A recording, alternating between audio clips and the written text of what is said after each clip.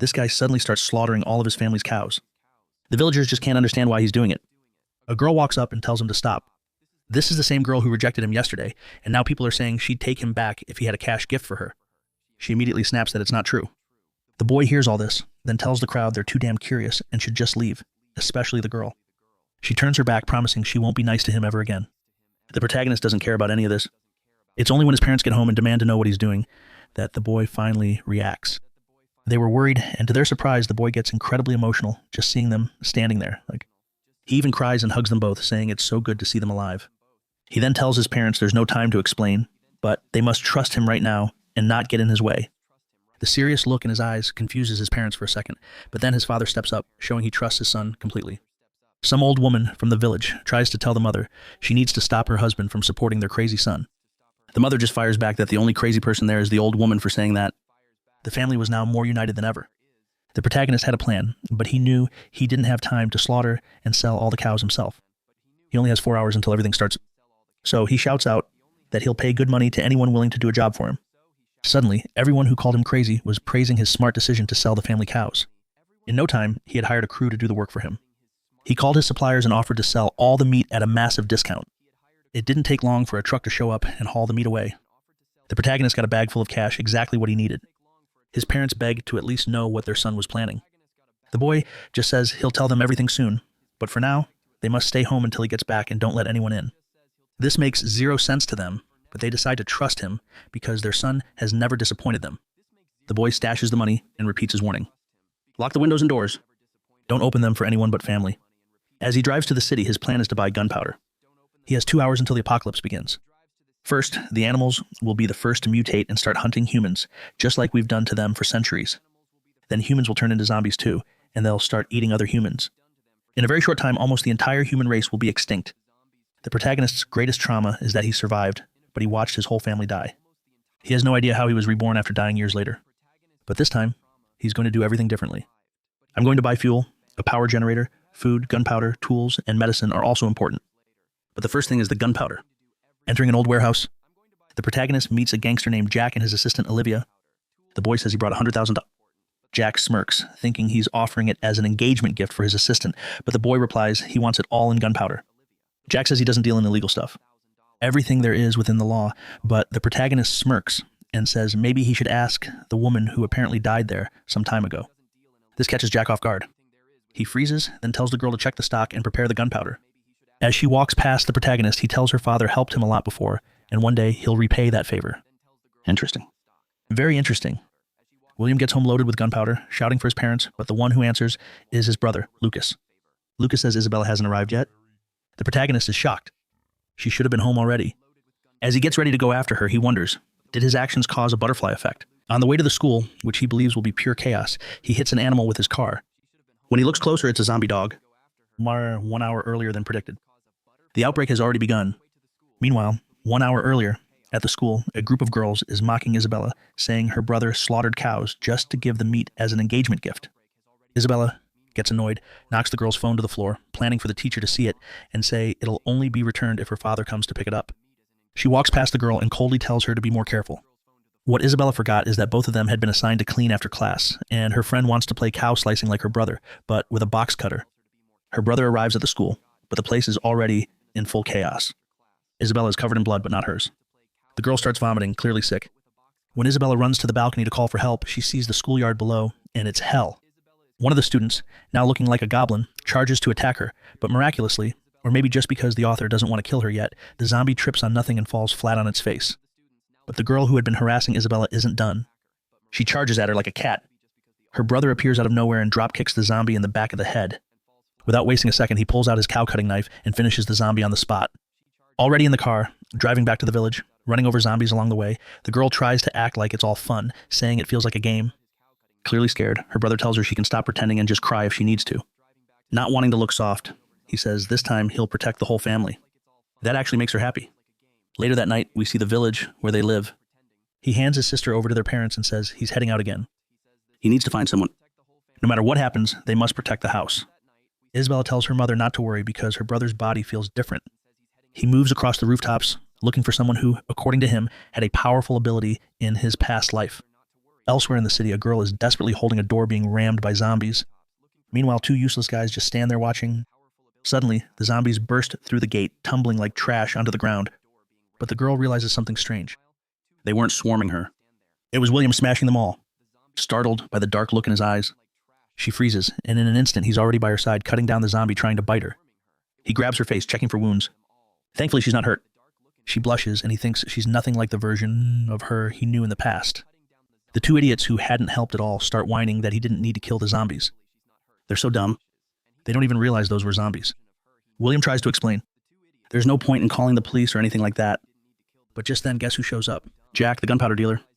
He tries to rally the others, saying the protagonist is making up fairy tales to get away with something, but the girl steps in, defending William, saying he saved them. William thanks Bea, but says he's going to prove those things really were zombies, and if anyone wants to come with him, they'll find out the truth real quick. Since no one volunteers, William turns to Jack, asking if he wants to go into a dark alley just to check something out. Jack finds it strange how the protagonist knows everything in advance and is prepared for it.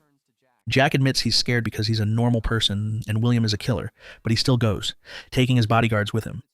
Bea wants to go too, because the village leader is missing. The guy with glasses says he'll go as well. He's looking for someone. The other guy says they can use the van. Once there, they find the leader's car and begin searching for him. William spots footprints, blood, and clear signs of people. They discover a cave. He warns them it's dangerous. From here on, he'll go in alone to check, but once again, Jack accuses William of plotting something. That's why he wants to go in alone. The protagonist gets angry, saying Jack is seriously getting on his nerves. And if Jack wants to come inside with him to see if there's a body or something, Jack freezes, sensing the bloodlust in William. Then suddenly, a zombie girl bursts out, running past the protagonist and charging straight at the group. The guy with glasses runs toward her, shouting her name, Shin. She was the one he was looking for. But just as she's about to bite him, William appears in a flash, saving him and ending her suffering. The guy with glasses falls to his knees crying, saying William killed her and that he'll pay for it. William knocked him to the ground with a serious face and remained silent. I get that you're hurting, but Ashen was already gone. She turned. I had no choice. I'm trying to keep the rest of us alive.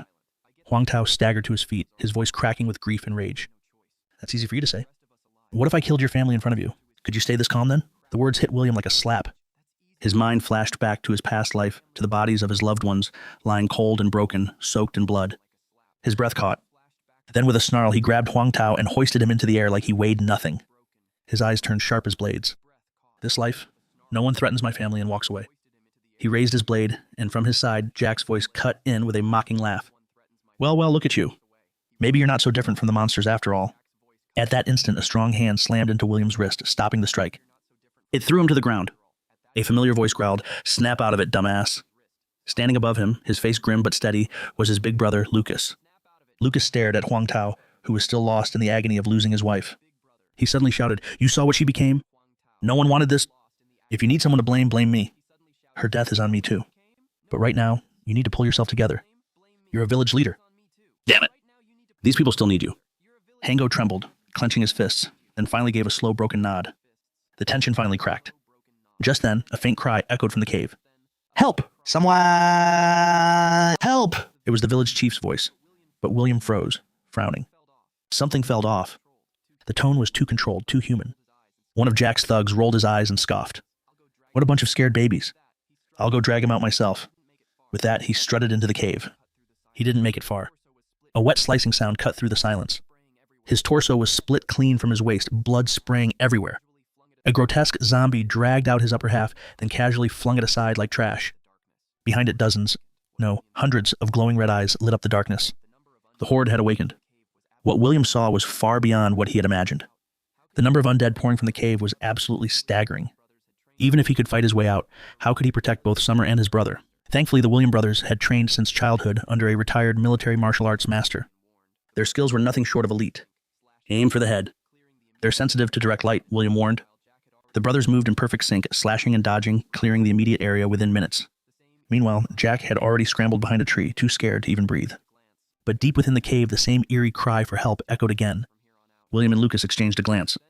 "You guys head back," William said firmly. "It's too dangerous from here on out. You'll only slow us down."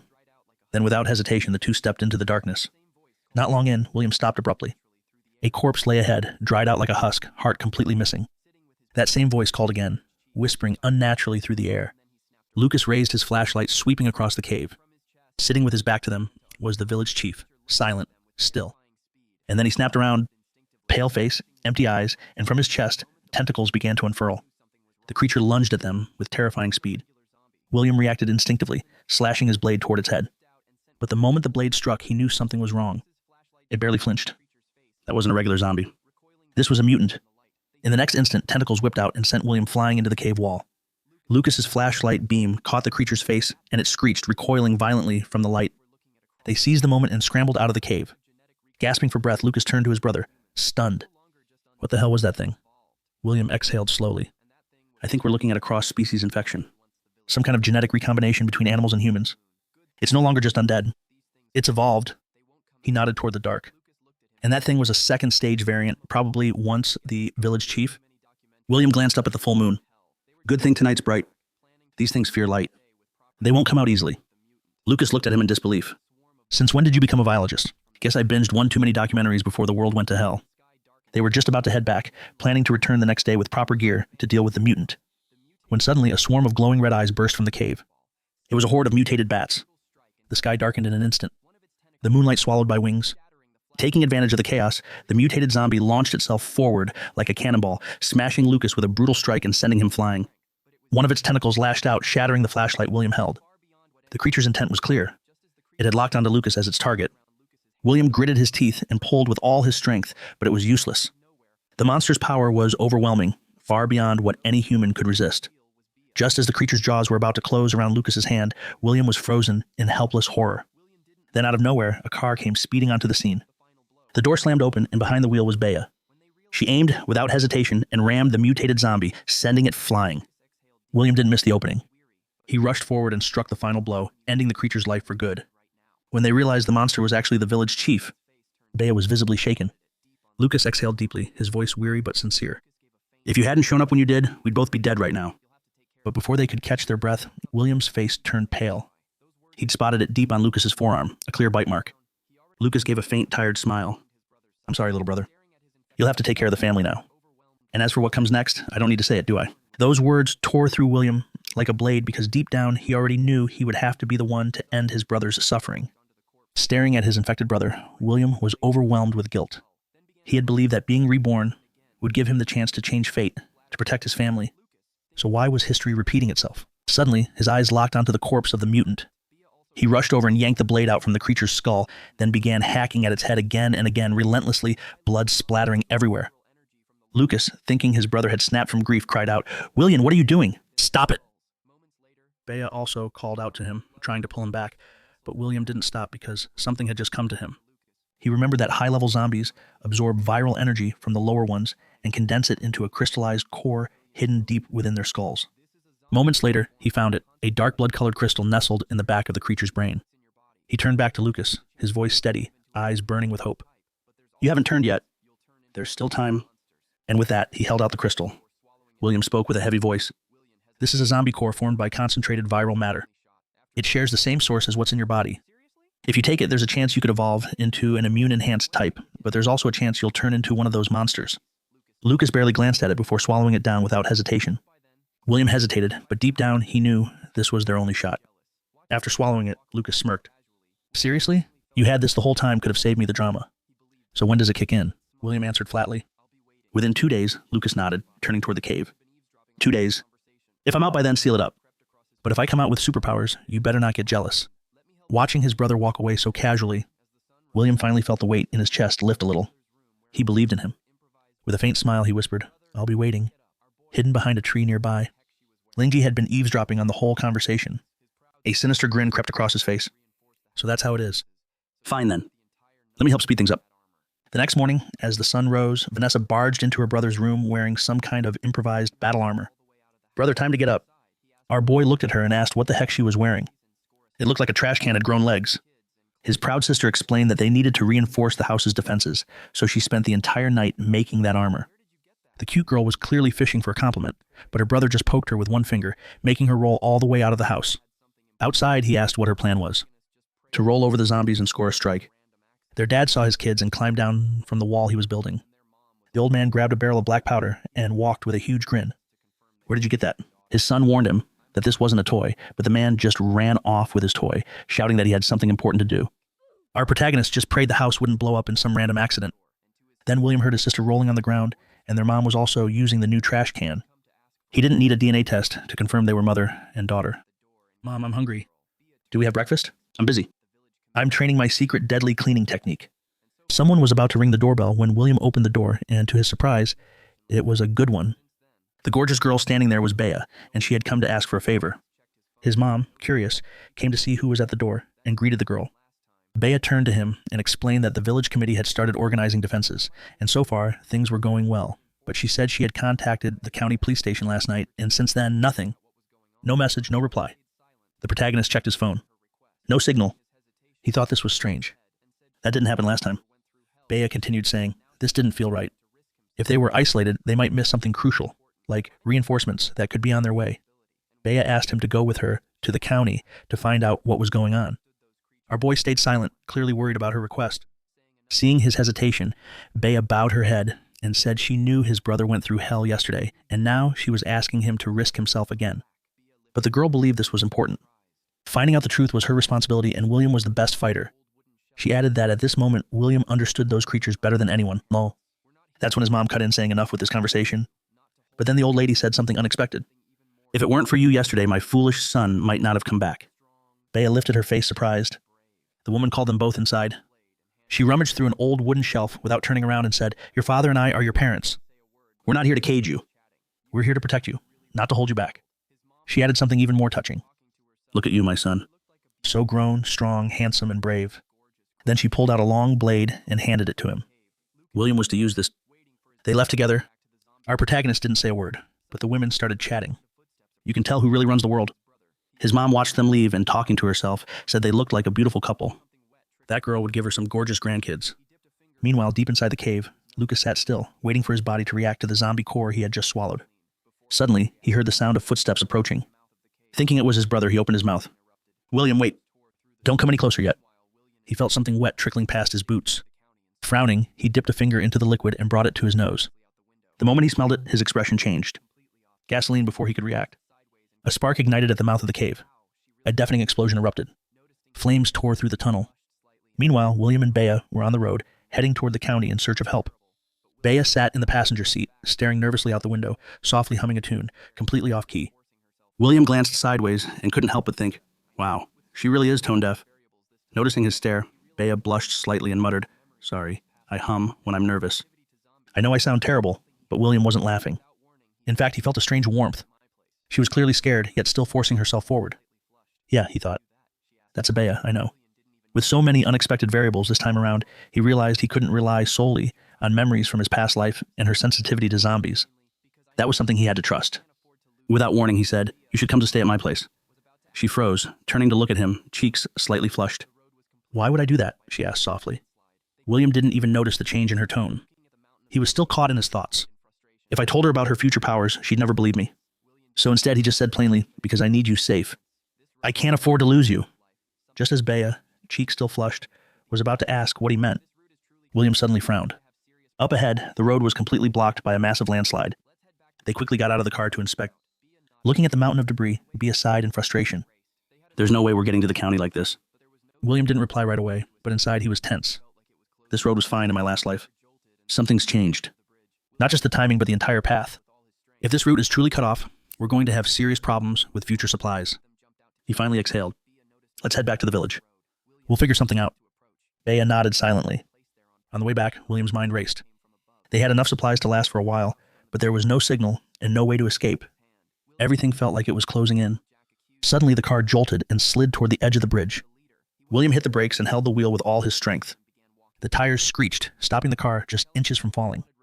Both of them jumped out to check what happened. Bea noticed a spike strip on the road. William warned her not to approach.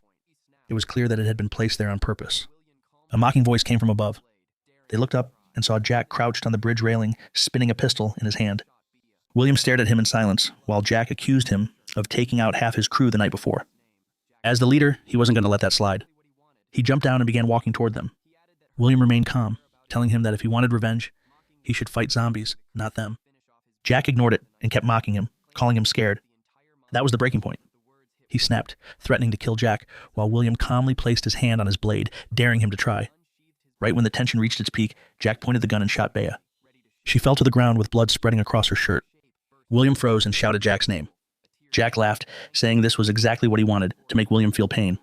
He added that hurting the ones you care about is the best way to break you, mocking William for not having the courage to finish off his bitten brother the night before, claiming he blew up the entire mine himself. The words hit William like a thunderstrike. His eyes turned bloodshot, and with a furious cry, he unsheathed his blade and charged at Jack. Jack smiled wickedly, ready to shoot. But before he could pull the trigger, a dark shape burst from the trees. A zombie wolf, a tier 2, sank its fangs into Jack's arm and tore it off. He collapsed, screaming in agony, while William stopped, stunned by the sudden attack. Back at the village, Isabella sat on a rooftop, legs swinging as she wondered why Second Bro and Luna weren't back yet. Suddenly, loud banging echoed from the gate. Someone shouted, asking if William was there. Isabella leaned forward and saw Huangta and Uncle Neo. She said her brother wasn't home and asked what was going on. Hango pointed toward the distant ridge and told her to look. Isabella grabbed her phone and switched on the flashlight. When the beam hit the hillside, her face went pale. A sea of undead was pouring down the slopes. Countless zombies moving like a black wave straight toward the village. Meanwhile, Jack lay on the ground, blood pooling beneath him. Barely conscious, he muttered through clenched teeth, questioning if this was really how it ended. The zombie wolf turned its bloodshot eyes toward William. His instincts told him this was bad. The creature had locked onto him. With a piercing howl, it lunged. William sidestepped, with precision, his blade slicing across its chest mid-charge. Blood sprayed as the wolf hit the ground, howling in pain. William exhaled, staying sharp. It was still dusk, and the creature wasn't at full strength. But once night fell, he knew they wouldn't stand a chance. Then guttural howls erupted from the forest. His heart skipped a beat. This wasn't a patrol group. It was a full-scale horde. His eyes shot to the tree-line where a massive swarm of undead spilled out. The village chief was supposed to be the cause, but he was dead. Then what was it? The bats? Could they be the real source? The thought barely formed when the wolf struck again, claws tearing through the air. William twisted away at the last second, heart pounding. The beast was still this fast, even after that wound. He watched in disbelief as the slash on its chest healed rapidly. Before he could react, the wolf charged once more, jaws wide. Deep inside the cave, where Lucas had been buried, the ground trembled. Rubble shifted as a low rumble grew louder. A blast tore through the rocks, and from the smoke, Lucas stepped out. His body glowed with a faint red hue, and a cold, warped grin spread across his face. On the bridge, Bea stood frozen, eyes wide in horror, as the zombie wolf clamped its jaw toward William. She whispered, begging it not to happen. At that moment, a red aura burst from William's body. A fiery glow pulsed beneath his skin, power surging through him, raw and unstable. With a feral roar, he drove his fist into the wolf's jaw. The beast reeled from the blow, shrieking in pain as blood poured from its mouth before crashing to the ground. William didn't hesitate, eyes glowing red. He leapt forward, raised his blade high, and brought it down in one clean stroke. The wolf was split in two. When the dust settled, Bea stared at him in disbelief, her voice barely audible as she said his name. William turned to her with a faint smile. "I'm here." Then William collapsed to one knee, completely drained. Bea let out a quiet laugh. Relieved, he was still standing. She glanced at the mangled remains of the beast and then back at him, calling him insane. Though she admitted it no longer surprised her. Deep down, she had already started to believe he could fix anything. William looked at his hands, feeling the strange power still pulsing under his skin, wild yet somehow contained. He questioned where it came from, wondering if this was an awakening. But something didn't add up. In his past life, no one awakened without a crystal core, and he had never used one. The thought was cut short as the undead closed in fast. He stood up, expression hardening. This wasn't the time to think. They had to move now. Surrounded by enemies, staying meant death. Noticing Bea's injured leg, he stepped in without hesitation. She couldn't run like that, so he decided to carry her. Despite the pain draining the color from her face, she gave a determined nod. The snarls of the approaching zombies grew louder, cutting through the air like blades. William acted instantly, hoisting Bea onto his back and sprinting toward the village with everything he had. The outline of the village finally came into view, but the dead were closing in, their numbers overwhelming. Even if he fought them, there was no way to keep Luna safe amid the chaos. Just as the horde closed the gap, a thunderous roar erupted in the distance. A vehicle tore through the undead, crushing everything in its path. It was a customized off-road truck, fire blasting from its exhaust as it burned a path through the horde. The driver spun the wheel hard, sweeping the tail of the vehicle wide and torching zombies left and right. The truck skidded to a stop. The window rolled down, revealing William's father, cigarette between his lips and a grin on his face. He shouted over the noise that he had his son's back. From the passenger seat, William waved enthusiastically, ready to light things up. Once everyone climbed in, William's father slammed the gas, speeding toward the village as more undead swarmed behind them. He ordered to fire 3 of the William-style dragon bombs. William quickly obeyed, tossing 3 homemade firebombs out the window. Explosions erupted, flames consuming dozens of zombies, though some kept running even while burning. Still chasing them while on fire, the creatures pushed forward. William's father snorted, saying they would finish this. He tossed a powder barrel out the window and flicked his cigarette into it. The explosion lit up the road, engulfing the horde in a wall of fire. In the back seat, William clapped, impressed by the chaos. At the front, William and Bea exchanged a glance, unsure if they should feel relieved or even more worried. These people might be crazier than the monsters themselves. Suddenly remembering the first aid kit, William reached under the seat and pulled it out. As he opened it to grab bandages, William snatched them from his hand.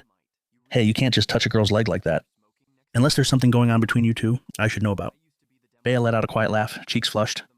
William rolled his eyes and muttered internally that she was always causing trouble. Ignoring her, he turned to his dad. How's everything back at the village? His father kept his focus on the rearview mirror. So far, we're holding... The horde hasn't broken through yet. William looked over at the explosives piled in the back. All that dynamite. You really made that yourself? And you were smoking next to it? His dad laughed. Of course, I used to be the demolition guy in the mines. After the mines shut down, I had nothing left to blow up. Tried experimenting with firecrackers at home, but your mom put an end to that quick. He sighed deeply, like someone mourning a lost passion. Wait a second, William said suddenly. Was that kitchen explosion last year your fault? His dad tensed. No, don't be ridiculous, William squinted. You're shaking. Don't tell your mom, his father muttered. Soon they reached the village gate. As they got out of the truck, loud shrieks echoed from within the yard. William's father froze. He rushed to the door and tried the handle, locked from the inside. Without waiting, William stepped forward and broke the door open with a knee strike. Inside, the scene was unreal. His mother was holding a zombie by the neck with one hand, calm as ever. She stared at it and said flatly, Oh, it's you. Auntie Jong from the neighboring village. Been a while. William and his father peeked from behind the broken door, hesitant. Her glare sent a chill down their spines, and they stayed hidden. William stood at the front and called out, Mom! She didn't look up, still holding a frying pan in her other hand. You scared me. Just because you're like this now doesn't mean your debt disappears. Then she slammed the frying pan into the zombie's face. And don't think I forgot about the money. You owe me $500 from that last card game. I gave your son $600 for college. When my own kid got in, you gave nothing. And then you went around talking behind our backs. This is what you get. William stared at her, stunned. He leaned toward his dad. When did Mom get this strong? She's always been this way. His father answered, puffing on a cigarette. Back in the day, no one within 10 villages dared mess with her. It took 3 to 5 men just to hold her back. Things calmed down when she married me, though, honestly, she kind of forced it. Suddenly, a frying pan flew through the air and smacked him in the back of the head. Liar! You were the one begging to marry me, came her voice from inside. Then she glared at William. And you, busting down the gate like some hero? Wait till I get my hands on you. William took a cautious step back, thinking about sneaking away. Before he could, Bea stepped in and spoke up. Maria, listen. It's not his fault. He was only trying to protect you. As Luna finished speaking, William's mother froze, mid-step. She slowly turned to face her, her expression softening instantly. Oh, Luna, you're here too. I was just messing around earlier. Don't take it the wrong way. I'm always easygoing, you know. William stood silently, watching the scene unfold. Her ability to switch personalities was more terrifying than the undead. Suddenly, a loud screech came from the courtyard wall. A zombie had climbed up and let out a wild roar. Before it could leap, something slammed into it, knocking it backward. Wang Tao stood on top of the wall, yelling with urgency, Stop wasting time! They're breaking through. A large group is pushing in from the west. William's focus narrowed. He drew on the power inside him, red energy sparking across his body, then dashed into the fight. Around him, his father hurled explosives. His sister fired from a makeshift cannon, and his mother charged in with a frying pan. For the first time, William felt certain. This time we fight as one. Not a single one is getting through. I'm not alone anymore. With my family beside me, we'll make it through this nightmare. But then something changed. The zombies at the back suddenly started pulling away. William paused in disbelief. Look at that. They're retreating. Are they scared? William Ishwa scowled. That's impossible. Zombies don't fear anything. Then the same undead returned now, with ladders, crowbars, even saws. They were organized. William's father stared in shock. Is this a joke? They've got tools now. What are we fighting? A zombie army or a military siege? William's voice dropped low. They're not acting alone. Someone's giving orders. Through the chaos, William spotted a figure on a distant rooftop. His eyes narrowed. It was Jack. The man who should have died in the blast now stood tall again, face twisted, watching them with a cold smirk. As the family compound came under full assault, waves of undead surged in like a flood. William's father clenched his teeth. What the hell is going on? Why are they all coming straight for us? He looked toward William. Where are the explosives? Panic crept into her voice. We're out. That was the last of them. From the side, Huang Tao shouted over the noise. "William, they're scaling the sidewall." William turned and saw them climbing. His heart sank. It's a distraction. They're coordinating their attack. Down below, Bea and his parents were surrounded, holding their ground with all they had left. The entire family was caught in a desperate stand. William's eyes narrowed again, the red light flickering around him. "Mom, Dad, defend the yard. I'll take care of the rest." Energy exploded through him as he leapt off the wall, diving straight into the swarm. His father watched, dread gripping his chest. He tried to yell but couldn't stop what happened next. The zombies closed in, piling over William like a collapsing mountain of limbs and teeth. But under that crushing weight, William remained calm. He shut his eyes, drawing out the storm of power within. With both hands tight on his sword, he spoke through clenched teeth. "Blood barrier, Earthbreaker force, Blood Azora, go." With a single motion, he slashed his blade outward. A red shockwave blasted from him, tearing through everything nearby.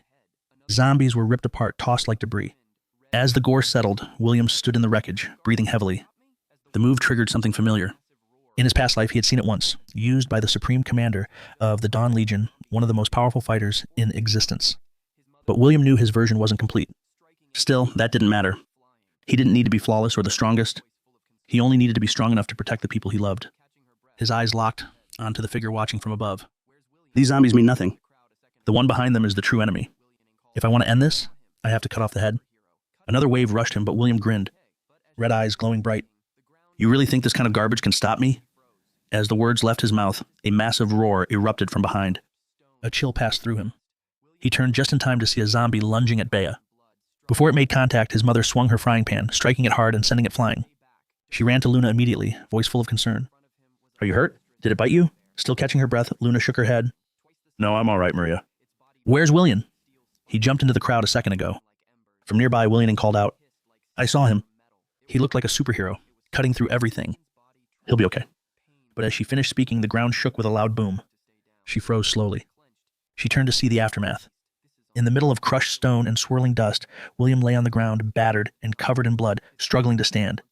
He shouted with all the strength he had left. "Stay back. Don't come any closer, Ron." Standing in front of him was a monstrous zombie bear, towering over everything. Twice the size of a truck. Its body bristled with steel spikes, eyes glowing like embers. Each breath hissed like steam from metal. It wasn't observing. It was stalking. William's body trembled, pain surging through every limb, but he refused to stay down. With fists clenched, he kept his gaze on the beast. "This is on me. I'm the one who has to deal with it. I won't let anyone else get hurt. Not this time." His eyes ignited once more as he unleashed every last drop of power he had left. "Payaki!" A storm of blood-red energy surged around him like wildfire. He stood firm in front of the monstrous bear, teeth clenched. "If I have to die today, I'll die protecting my family." From the courtyard, his father, mother, and sister cried out in panic. "William, fall back." But William didn't move an inch. The giant zombie bear roared and lunged, its claw swinging down like a guillotine. William dodged to the side just in time. But before the claw could hit, a loud crash echoed, followed by a familiar voice. Well, well, so you can use this kind of power, too. And here I thought you were slacking." The dust cleared, revealing William Ming, calmly blocking the bear's claw with one hand. "Sorry for the wait, little brother." William's eyes widened in shock and joy. "Big bro." William Ming stretched his shoulders with smirk. "It took me a bit of time, and the mountains." With a twist of his arm, William Ming hurled the giant bear through the air. It flew like a derailed freight train, smashing into a pile of ruins with a deafening boom. William Ming shook off the dust and smirked. "Still breathing? Tough hide. This oversized hamster." William Ming turned back calmly and said, "I've got this. Go handle what only you can." William smirked, eyes cold as steel. "Understood." He slowly turned, locking eyes on Jack, still standing atop the distant rooftop. Memories of his past life flooded back. His family dying in front of him. His own helpless screams in the night. The bitterness, the rage, the endless nightmares. This time, with power in my hands, I'll destroy everything that threatens them. William stepped forward, his voice cold and sharp. "Jack, so you're still alive?" Jack turned slowly, his once severed arm now replaced with a grotesque wolf-like claw. He let out a low, rasping laugh. "You're talking to someone else now. The old Jack is dead." He grinned, eyes wild, fangs exposed. "This body is broken free from the limits of humanity. I'm part zombie, part man. Intelligence and control align one. I command the horde. I keep my mind.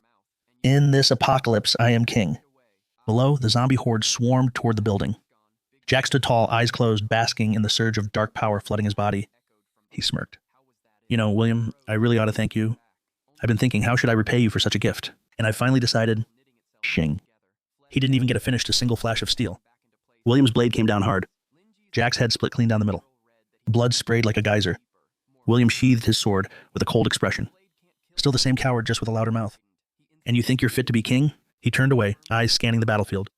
Now that Jack's gone, Big Brother should have less pressure on his end. But then a chilling laugh echoed from behind. How was that it? William froze, slowly turning back, only to see Jack's body rising again. The gash in his skull knitting itself back together, flesh pulsing, bones snapping back into place with sickening cracks. Lingy's eyes now glowed a feral red that he grinned, voice deeper, more monstrous. Face it, William. Your blade can't kill me. William's eyes widened. He instantly raised his blade, placing it firmly before his chest, that he inherited the zombie wolf's regeneration. I have to end this now. But before he could strike, Jack appeared beside him like a shadow. His voice oozed into William's ear like venom. We're the same, William. This is our era. Join me. The dead will serve us. The living will feed us. Humanity will kneel as livestock beneath our rule. He gestured toward the swarming hordes. I even brought you a little gift.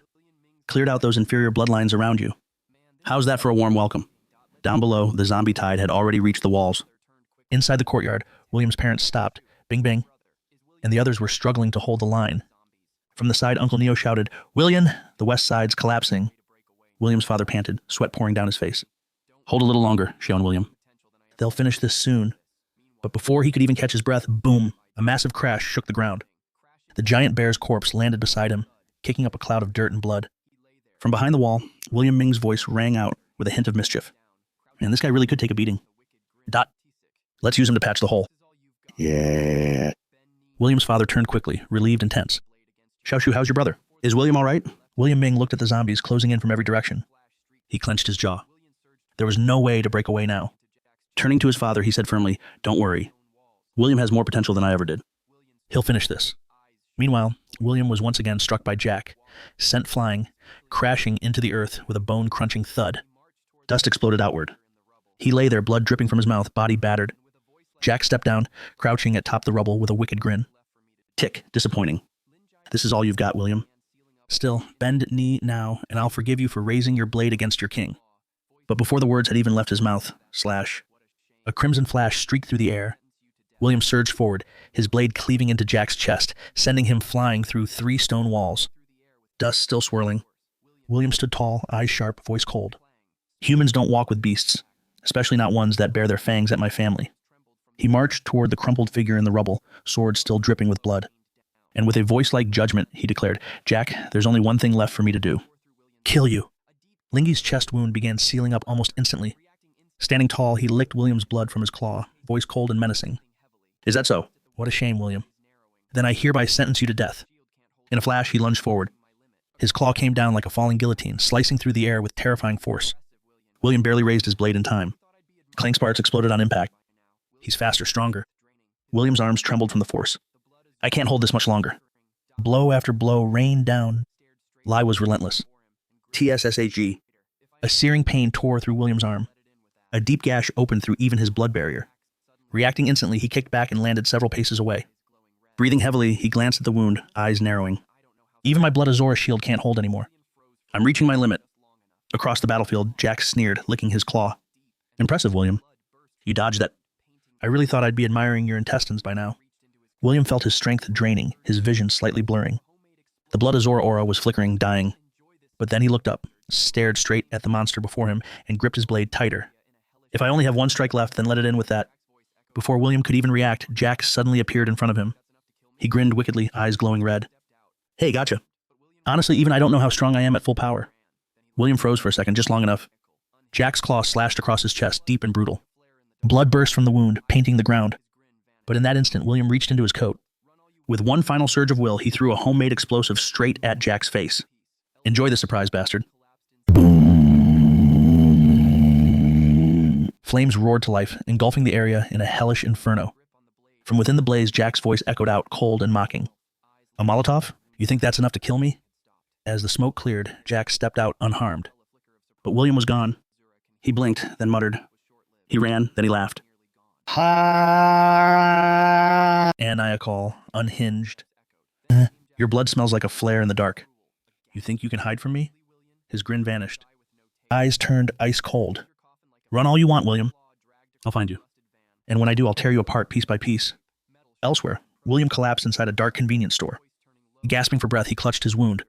Sweat, blood, and pain blurred together, but his grip on the blade remained firm. William leaned against the cold shelf, eyes locked on his wounded arm. The bleeding had stopped. Not healed entirely, but enough. He felt a flicker of surprise. Blood Azura can heal, but his relief was short-lived. His energy was nearly gone. Just one move left. One last chance. Outside the gas station, footsteps echoed. Then came Jack's voice, booming and cruel. A gas station. Really, William? Some people die with no taste. You chose your coffin like a peasant, his claw dragged across a rusted van. Sparks flying with every scrape. Metal shrieked in protest. He slowed his steps, voice turning low and deliberate like a predator explaining the rules of the hunt. Tell me, do you know why wolves hunt even when they're not hungry? Jack walked slowly, voice almost reverent to feel a prey's terror. Their desperate hope crushed after every clever trick fails. That moment of pure collapse. That's the finest spice. With a twisted grin, he slammed his foot into a nearby car. Crash. The vehicle flipped like a toy, landing with a deafening metallic screech. He glanced at the ground, following the trail of blood. It led to a barely visible tripwire glistening faintly with gasoline. Above it, a glass Molotov ready to drop at the slightest touch. Lingy scoffed, his smile widening. You thought I'd be stupid enough to follow your little trail? To walk right into your trap like some blind mud?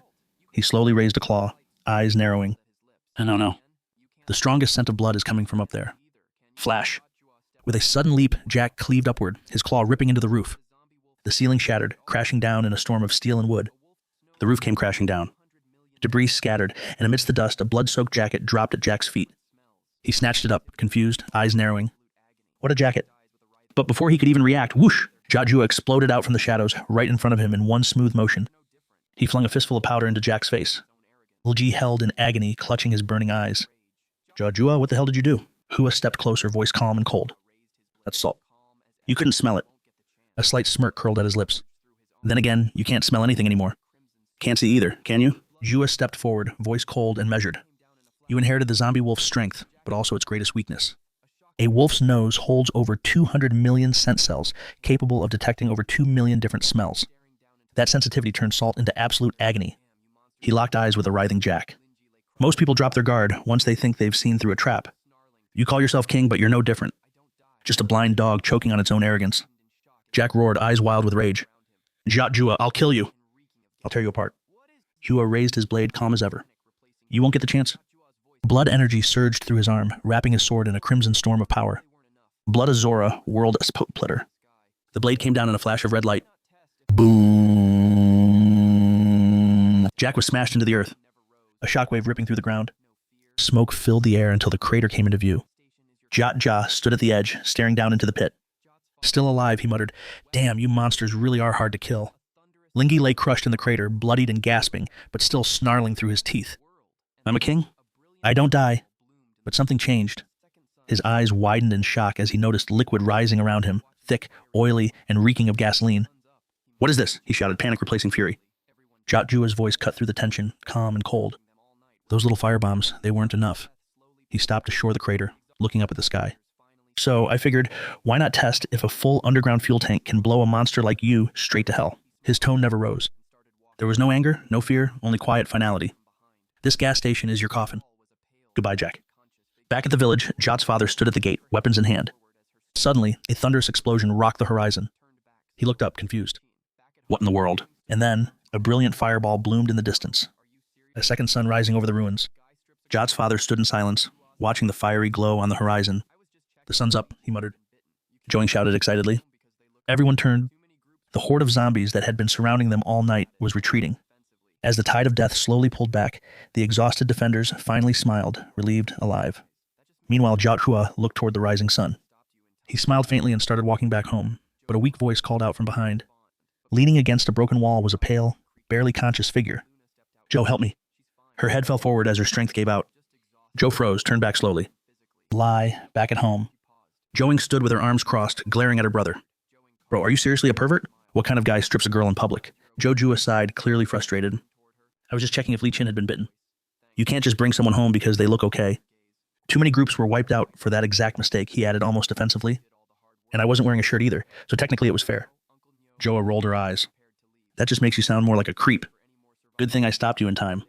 If Icy had seen that, Joa opened his mouth to respond, but before he could, the nearby door creaked open. See how Luna stepped out calmly? She's fine, she said. I checked her, just exhausted, both mentally and physically. She'll wake up soon. She paused, glancing at the two. Why do you both look so weird? Joe coughed, forcing a smile. Nothing. We're just glad you're okay. I see. Joe turned toward her, a hint of warmth in his voice. Thanks for everything. See how Luna lowered her gaze, quietly, replying, I didn't really do anything. You're the ones who did all the hard work. After a short rest, Hang Tao, Uncle Neo, and Luna prepared to leave. They wanted to check the village for any more survivors, while it was still daylight, part of their duty as members of the village council. Just before they left, Jojo called out to Luna, seeing the guilt in her eyes. Luna, don't blame yourself. No one can stop a zombie tide in advance. We can't save everyone, but as long as we're alive, there's still hope. Luna turned back, smiling gently. I know. Thank you. From a car, Joe Ming chuckled. Not bad, little bro. You're finally learning how to talk like a human being. Jojo watched the group drive off, murmuring. This time the ending's finally different. Joe Ming raised an eyebrow. What are you talking about? I'm at your EQ, but never mind. He sighed, then nudged the ignition. Let's move. We still need to deal with these bodies. The two drove, toured the mountains, and got to work on the final cleanup. Standing before the burning corpses, Joe spoke quietly. These mutated corpses have to be incinerated. If animals eat them, we might be looking at the next disaster. Joe Ming clapped the dust off his hands and grinned. Well, it looks like we can finally go home and get some real sleep. And Jojo, make sure to take the car through the gas station wash. It reeks. Jojo scratched his head awkwardly. Yep, about that gas station. Then he frowned. Wait a sec. Why me? Joe Ming slung an arm around his shoulder with a smirk. Because I'm your big bro. Got a problem with that? Jojo narrowed his eyes. You know the rules. Joe Ming raised an eyebrow. Seriously? You sure you can still beat me now? Jojo scoffed. Please, I've never lost a ghost tag. They quickly set it up. Joe Ming was the ghost hunter. Joa played the ghost. The rules were simple. The hunter counts for 10 seconds while the ghost runs. If caught within 3 minutes, the hunter wins, and the ghosts just run like hell. As Jojo's power flared and he sprinted off, Joe Ming chuckled behind him. Really pulling that trick? You do remember I know it too, right? Before Jojo could even react, Joe Ming was already right behind him. He lunged to grab him, but Jojo stopped on a dime, twisted his body, and dodged to the side like a shadow. The two dashed through the forest, leaping over roots, weaving between trees, locked in a relentless game of tag. Suddenly, Joe J leapt high, aiming for a tree branch overhead. Joe Ming blinked in surprise, then smirked, going airborne. Nice try. Without warning, he charged straight toward the tree just as Joe J reached for the branch. Crack! The tree toppled with a thunderous crash. Startled, Joe J adjusted midair and landed safely on the ground. Behind him, Joe Ming was still grinning, blade in hand, fresh from felling the tree. Thought you'd escape up there? Not a chance. Joe had barely landed when he felt something massive coming from behind. He spun around only to see Joe Ming hurling the whole tree trunk at him. Joe crossed his arms, bracing himself, and blocked it with full force. The brothers locked in place, one pushing, one resisting, energy crackling between them. Joe Ming laughed, his voice full of challenge. Running again, little bro. Joe J didn't answer his brother's teasing.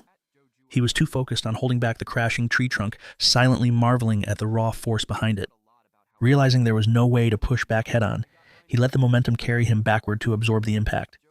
Moments later, the log smashed into the cliff with a thunderous crash, kicking up a cloud of dust and splinters. Joe Ming, standing amid the mess, scratched his head awkwardly. Did I go too hard? He shouted. Joe, you get down there, but got no reply. As the dust cleared, he saw no one. Bonk. A pebble hit the top of his head. Joe's voice floated down from above. Time's up. Ghost wins this round. Joe Ming looked up at the cliff and called out. When did you get up there, you sneaky brat? Joe Jua jumped down lightly, grinning. When I leaned back against the cliff to absorb the impact, I figured out a lot about how our powers work. Joe Ming nodded. I got mine from absorbing a zombie core. You too, right? Joa rolled his shoulders and replied casually. Something like that. Though in his mind he added, technically it was in my previous life. Then aloud. But I think my ability is a bit different. I can tap into other people's powers. Joe Ming blinked in surprise. You mean you can use my powers like copy them? Not just coincidence? Joe J nodded. Something like that. Your ability Blood Bastion, right? It boosts physical strength, speed, and defense. Plus, that crimson aura around you can block most physical attacks. Based on our little scuffle, I think I can replicate about 70% of it. Joe Ming raised an eyebrow. 70%, and I still lost... Damn, that's not all. Joe added, I think I can assess your abilities in a pretty detailed way. Joe Ming blinked. Hold on. Are we talking RPG character stats now? Like you got a personal interface or something? Not exactly, Joe Jai said, flexing his fingers. It's more of an instinct, like I can feel the numbers behind a person's strength. If the average adult stat is 20, your power and agility would be around 90. Your endurance may be 95. As for intelligence, Joe Ming interrupted, grinning. Don't tell me this thing makes me smarter too. Joe J smirked. More like 0.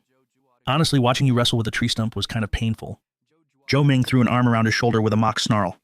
Careful, kid. My 0 IQ might still knock your teeth out. Then he suddenly remembered something. Oh, right. The zombie bear's core crystal. I stashed in your drawer. Might come in handy later.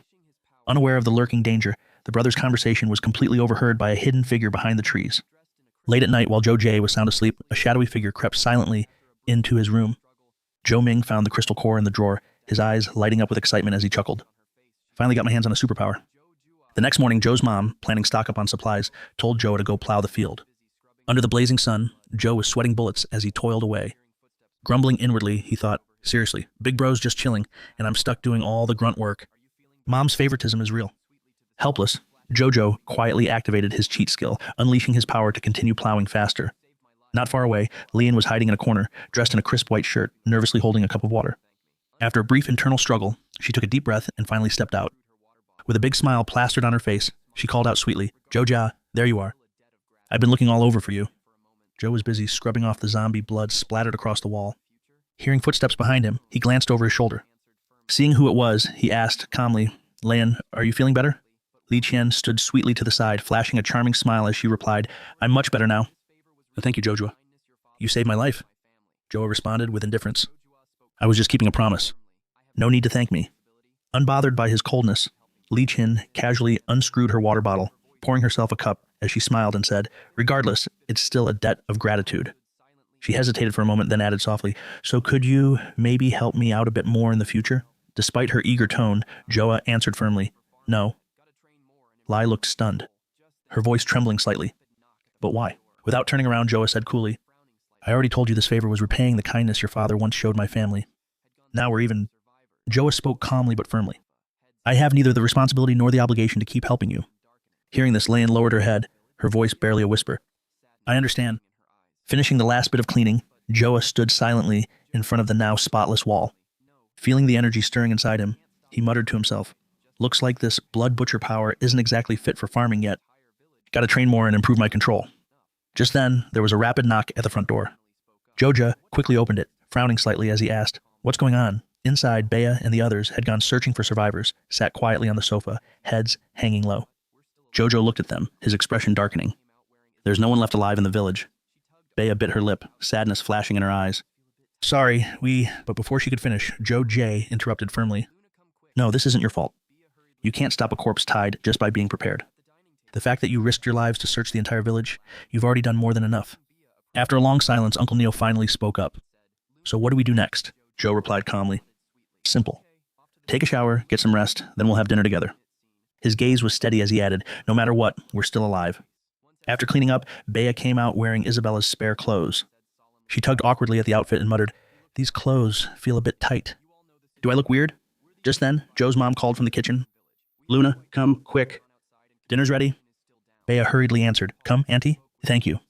At the dining table, Joe's dad and the others were chatting and laughing warmly. Seeing Bea approach, Joe's mom smiled meaningfully and said, Luna, come sit next to Joe. Bea nodded sweetly. Okay. Off to the side, Olivia watched the lively, close-knit scene, her smile growing stiff as an uncomfortable look crossed her face. Once everyone had taken their seats, Joe's dad raised his glass and said solemnly, all right, everyone's here. He looked around the table and continued, you all know the situation. We're the only survivors left in Chinshan village. We have no idea what's going on outside, and communication is still down. After a brief pause, he spoke with renewed strength. But we made it. We survived the corpse tide. Every single one of us, holding his glass high, he smiled and said, from now on, we're family. We'll support each other, fight together, not just to survive, but to truly live. Cheers. Just as everyone was about to raise their glasses, Isabella's drink slipped from his hand, crashing to the floor. Lucas immediately noticed and asked anxiously, Isabella, what's wrong? Isabella's eyes had turned bloodshot, sweat pouring down his face as he let out strange, guttural sounds. William quickly activated his power, keeping a sharp eye on the clearly unstable Isabella. Before he could figure out what was wrong, Isabella suddenly lunged at him with a twisted, feral expression. She sank her teeth hard into William's arm. William remained calm, not a trace of panic on his face. Nearby, William's father, mom, and the others shouted anxiously, trying to snap Isabella back to her senses. After a tense moment, the red haze in Isabella's eyes began to fade. William asked softly, you back with us? Isabella blinked and let out a confused. She slowly looked around, meeting the uneasy stares from everyone. Her face flushed deep red, overwhelmed with embarrassment as the full weight of her social death moment hit her hard. Noticing Isabella's awkward expression, William sighed inwardly, then gave her a firm punch to the stomach without hesitation. Slinging her over his shoulder, he called back to the others, "I'm taking her outside for some fresh air. You guys keep eating? No need to worry about us." Seeing Isabella vomiting heavily over William's shoulder, everyone nodded, buying his story without question. Outside, Isabella squatted down, clutching her head in utter embarrassment, mumbling, "I've officially humiliated myself beyond repair." Standing behind her, William scolded harshly, "You actually dared to eat a crystal core? You got lucky this time, but do you think you'll always be this lucky?" Hearing his reprimand, Isabella quickly apologized, her voice small. "I'm sorry. I just really wanted powers, too." William looked at her helplessly, thinking to himself, "Good thing I sensed her awakening energy early. Otherwise, she would have scared the hell out of me." Letting out a long sigh, he reached out to ruffle her hair and said gently, "All right, I'll teach you how to control your powers properly. Close your eyes. Imagine your ability like a stream of energy flowing through every part of your body." William guided her patiently. "Your ability is now a part of you, an instinct as natural as breathing." Smiling slightly, he added, "Now use this new power to sense the world. Tell me, what do you see?" Closing her eyes, Isabella followed his instructions. Slowly, tuning into the changes around her, she whispered, "I see life." Opening her eyes, a soft glow flickered within them. "I see life flowing everywhere." Feeling a surge of realization, she said excitedly, "It feels like I can control that flow." Carefully, she directed her life energy into the ground beneath her. Instantly, the potatoes buried in the soil sprouted tender shoots. In mere moments, they grew into fully mature plants, staring at the thriving plants. Isabella exclaimed in disbelief, "Did I just make them grow faster?" From the side, William chuckled and replied, "Looks like you did." Seeing William using the same power to speed up the potato growth, Isabella's eyes widened even more. "You have the same ability too." William didn't answer her right away. She clutched her head in despair, wailing, "I was dreaming of blasting cosmic rays, summoning storms, maybe even transforming into a magical girl, and now I'm stuck farming. This is so unfair." William gave her a helpless look and muttered, "What kind of nonsense fills your head all day?" Deep down, though, William couldn't shake off a nagging thought. The chances of awakening powers from eating a crystal core are insanely low. Yet both his big brother and Enzi awakened. It couldn't just be luck.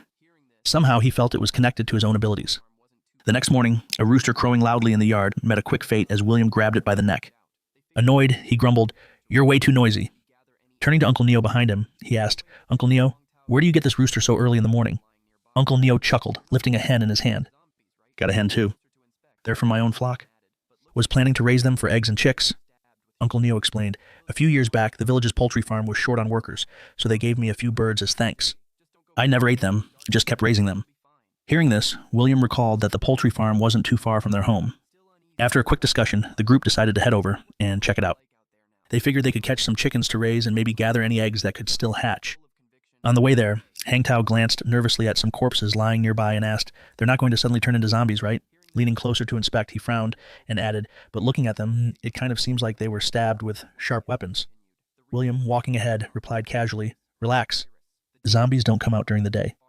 Just don't go poking around in dark basement and you'll be fine." Reassured, they cautiously made their way into the factory building. Still uneasy, Huang Tao muttered behind them, "Wonder what the world's like out there now. Hope it's not wiped out like our village."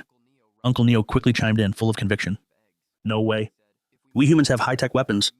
I bet it won't be long before someone comes to rescue us." Hearing their conversation, William spoke quietly. "It's best not to get your hopes up." His gaze darkened slightly as he continued. "The real threat isn't the zombies themselves. It's the virus. The devastation it brings is far beyond anything people imagined. Right now, the only ones we can truly rely on are ourselves." Uncle Neo and Hang Tao both fell silent, their faces clouded with worry after hearing William's grim words. A few moments later, Uncle Neo rummaged through a cabinet and found a stash of eggs. Grinning, he said, "If we manage the temperature and humidity right, we can hatch these manually." Wang Tao scratched his head and muttered in confusion, "But isn't it weird? Where are all the birds? Only eggs are left." William and Uncle Neo exchanged puzzled looks. After all, even if the poultry had died, there should at least be some remains. Just as the confusion deepened, a loud, harsh honk echoed from outside the door. Instantly alert, William turned to look, and standing at the entrance with a huge white goose. The massive goose flapped its wings, almost as if it was greeting them. Hango's face lit up with excitement. Lucky day, a live one, he immediately called over to William for a sack. After all, back when he worked at the poultry farm, he was an expert at catching birds with a sack. Grabbing the bag from William, Huang Tao confidently strode toward the goose. With a few quick and practiced moves, he wrangled the goose into the bag with ease. Just as he was about to turn and boast about his flawless catch, the once docile goose suddenly mutated, its beak widening into a gaping, bloodthirsty It lunged straight at Huang Tao's head with terrifying speed. In the blink of an eye, William activated his powers and dashed to Hang Tao's side, landing a powerful strike that sent the mutant goose flying across the room. Hang Tao stood there frozen and bewildered, still struggling to comprehend what had just happened. William shouted urgently, "Something's wrong. Fall back." The group immediately bolted out of the factory. But just as they reached outside, William heard strange noises. He quickly threw out an arm to stop Hango and Uncle Neo, his eyes scanning their surroundings wearily. Within seconds, dozens of mutant geese came charging at them from all directions. These mutated geese were far faster than before, almost unnaturally quick. In the blink of an eye, the monsters were nearly on top of them. Out of the corner of his eye, William spotted a narrow alleyway. Without hesitation, he yelled this way and led Huang Tao and Uncle Neo toward it. However, Hang Tao and Uncle Yo were just ordinary folks. It didn't take long before their stamina gave out, and their pace slowed down drastically. William quickly realized the situation too. Hango and Uncle Yo were running out of steam. Glancing over his shoulder, he saw the mutant geese closing in fast. Relentless. With no other choice, William decided to activate a different ability. Growth, a power he had copied from Isabella. Focusing his will, he channeled the flowing life energy within him. In an instant, thick vines erupted and spread wildly across the narrow alleyway, creating a living barrier that stopped the pursuing mutant geese in their tracks. William turned back, just about to urge Hang Tao and Uncle Neo to run, when he spotted an even bigger group of mutant geese blocking the alley ahead. Trapped from both sides, William made a split-second decision and led them into a nearby abandoned dormitory building. Once inside, Hang Tao and Uncle Neo collapsed against the walls, gasping for air, their faces pale and drenched in sweat. Uncle Neo looked down at the courtyard, now swarming with mutant geese, and said heavily, "Looks like we're trapped. William, you might still have a chance, but me and Xiao Huang were probably done for." Hearing this, William's expression hardened. "It was my mistake that got us into this mess. I swear I'll get everyone out alive. I promise." Deep inside, though, William was frantically weighing their options. If he pushed his blood butcher ability to the limit and carried 2 grown men, could he outrun the mutant geese? But if he ran out of strength midway, they'd really be doomed. Just as William braced himself for a desperate charge, Hang Tao suddenly shouted, "Wait, there's a computer here and the power's still on." William turned to him, puzzled. Huang Tao, hands flying over the keyboard, said urgently, "Good news. The local network's still up. I might have a way." At that moment, loud, violent thuds shook the door. William pressed his weight against it, shouting anxiously, "Wang, whatever you're doing, hurry! This door won't hold much longer." Hang Tao kept typing furiously and yelled back, "Give me 5 minutes." 3 minutes. Clenching his teeth, he growled, 3 minutes. "I'll handle these damn things." Hearing Hang Tao's desperate countdown, William realized there was no way that flimsy door would last 3 minutes. If they were going to survive, he had to take the fight to them. Without hesitation, he channeled his blood butcher power and slammed his fist into the door. With a deafening crash, the iron door shot forward like a battering ram, instantly smashing the nearby mutant geese into unrecognizable pulp. William strode out of the room, still gripping the broken door knob in his hand. Another wave of mutant geese charged at him, screeching ferociously. Narrowing his eyes, William raised the iron door in front of him like a shield, absorbing their brutal assault. In a flash, he gathered his energy into his left fist and punched the door with full force. The impact generated a massive shockwave, blasting through the corridor and reducing the charging geese to a bloody mess. As the hallway fell silent, William let out a breath of relief, thinking that should buy us a little more time. In the next instant, William noticed something horrifying. The shattered flesh of the mutant geese began writhing and fusing together. Inside the room, Uncle Neo shouted anxiously, "Ahango, Xiao Huang, are you done yet?" William was fighting like hell out there. "You need to hurry." Huang Tao, frantically working the keyboard, yelled back, "Almost there. Just one more step." He silently prayed, "Hang in there, William." All he needed was for the final file to finish downloading. Outside, William stared wide-eyed at the monstrosity forming before him. It was a massive, grotesque beast. A hulking monster made entirely of fused, mutated goose flesh.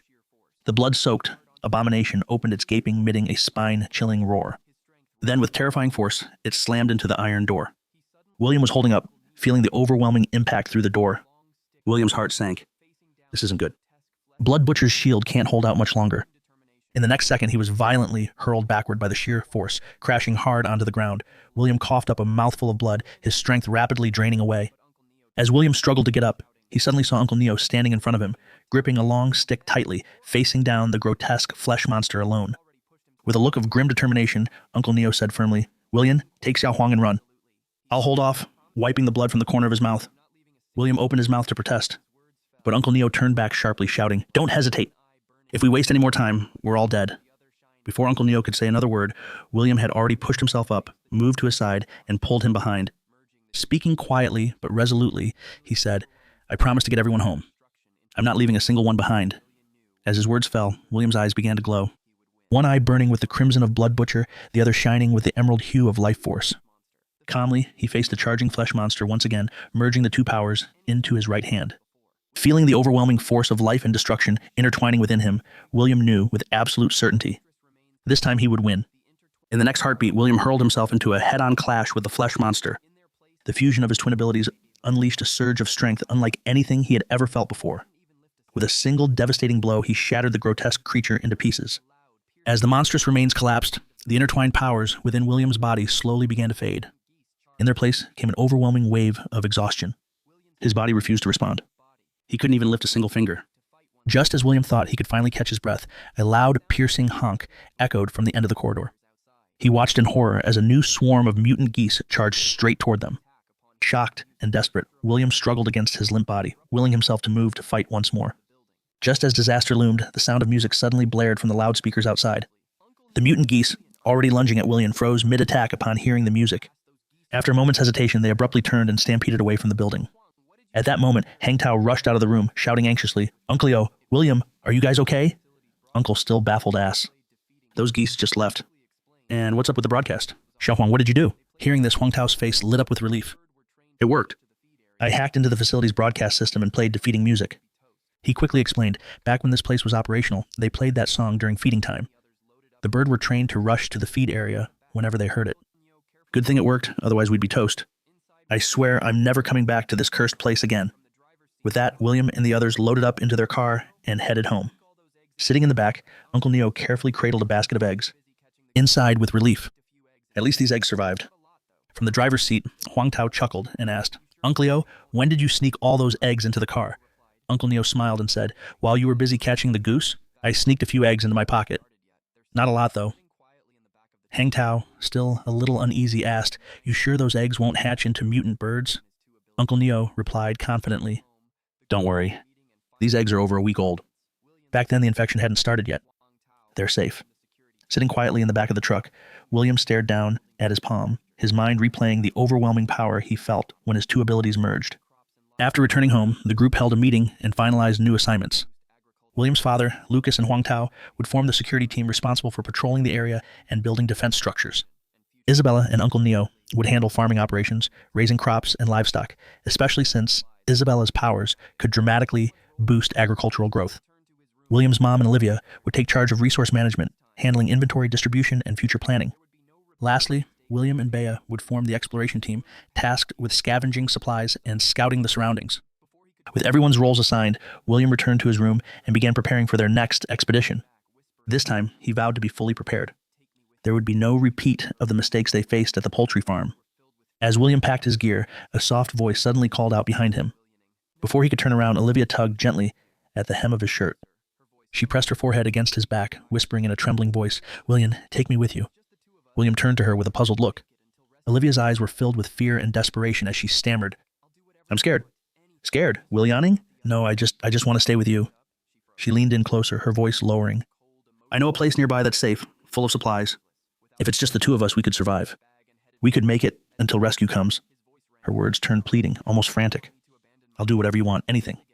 Just forget about the others." But when she finally looked up, she froze. William was staring at her with a cold, emotionless gaze that left her completely speechless.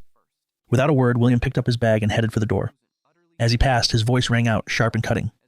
"You want me to abandon my family? Say that again, and I'll throw you out myself. Let you fend for your own miserable life. And don't forget," he paused, his voice turning even colder, "you were the one who betrayed me first." Hearing William's harsh words, Olivia stood frozen, utterly stunned, and at a complete loss. As William stepped out of the room, he spotted Bea waiting quietly outside. Before he could say anything, Bea spoke up softly. "Are we heading out?" Together, they made their way to a secluded fish farm tucked away from the main roads. Bea glanced around the desolate surroundings and frowned. "This place is so remote. No way any fishing tourists would ever come here." "Who even built this?" William replied casually. "Jack did. I stumbled upon it by accident." Hearing that name, Bea hesitated for a moment, then asked quietly, "I've always wondered, why does Jack hate you so much?" William chuckled lightly and said, "It goes back to our school days. Jack used to throw his family's wealth around, acting like he was above everyone else. Everyone gave way to him except me. I challenged him at everything and beat him every time. He paused, then added, "Later, when I got close to Olivia, he butted in, forcibly taking her away, and he never missed a chance to rub it in my face." Bea frowned and murmured, "But he didn't even like Olivia, did he? I heard he used to humiliate her in front of everyone." William shrugged nonchalantly and replied, "Jack didn't care about her. He just wanted to hurt me. As for Olivia, she made her choice. It's none of my concern anymore." Bea hesitated for a moment before asking, "But wasn't there some kind of engagement between you two?" William sighed and replied helplessly, "That was all arranged by the adults." A strange feeling stirred inside Bea. She turned to glance at the nearby lake. On the surface, the water was eerily calm. Yet somehow, an inexplicable sense of unease crept over her. A short while later, William and Bea discovered a hidden underground facility. Standing before a massive walk-in freezer, Bea exclaimed, "Whoa, there's actually a nice storage here, but seriously, isn't this door a bit over the top?" William, "How do you even know about this place?" William answered casually, "Heard about it once from Jack. Just figured I'd take a chance." Meanwhile, deep down, he was thinking. In his previous life, he had stumbled upon this spot after the corpse tide hit and survived for a long time using the supplies hidden here.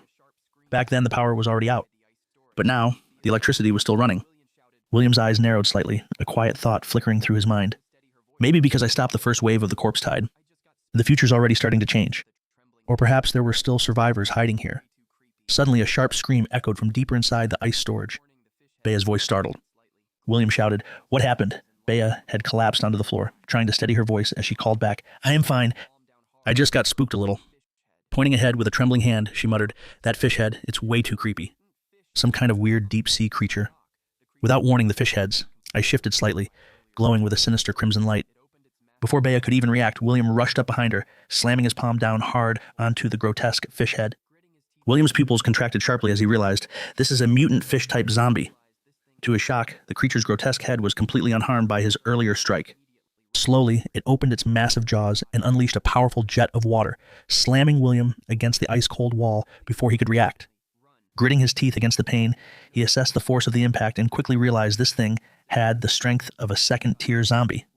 Seeing William hurt, Bea immediately rushed forward, shielding him with her body, her voice trembling. "William, are you okay?" Forcing himself upright, William shouted urgently, "Run! We can't fight it head-on." But no sooner had the words left his mouth than he noticed. The massive freezer door was sealing shut on its own. William's heart sank. There was no time to worry about the door. First, they had to find a way to defeat the mutant fish monster. Without a second thought, William tightened his grip on the long blade and charged straight at the mutant fish monster. He swung down with full force, slashing at its armored body. But the creature's thick, armor-like scales were impossibly tough. His blade barely left a scratch. Reacting swiftly, William pulled back, putting distance between them. Regaining his stance, he channeled his power once more, his energy surging. With renewed determination, William launched another assault. This time, searching carefully for a weak spot between the armored scales. It was the only chance to kill it. Then he spotted it. The fish monster's gills were unprotected, free of scales. Adjusting his movement mid-sprint, William circled behind the creature, thrusting his long blade straight toward the vulnerable gill area. But just as the blade was about to strike, countless slimy tendrils suddenly erupted from the gills, wrapping tightly around the weapon and trapping it in an instant. The sudden eruption of tendrils left William momentarily stunned. These grotesque appendages weren't part of the fish monster itself. They were parasitic mutant worms, hiding inside the creature, springing forth only to defend their host in times of danger. Taking advantage of William's hesitation, the fish monster lashed out with its tail, smashing him hard into the scattered debris across the floor, dazed and gasping for breath.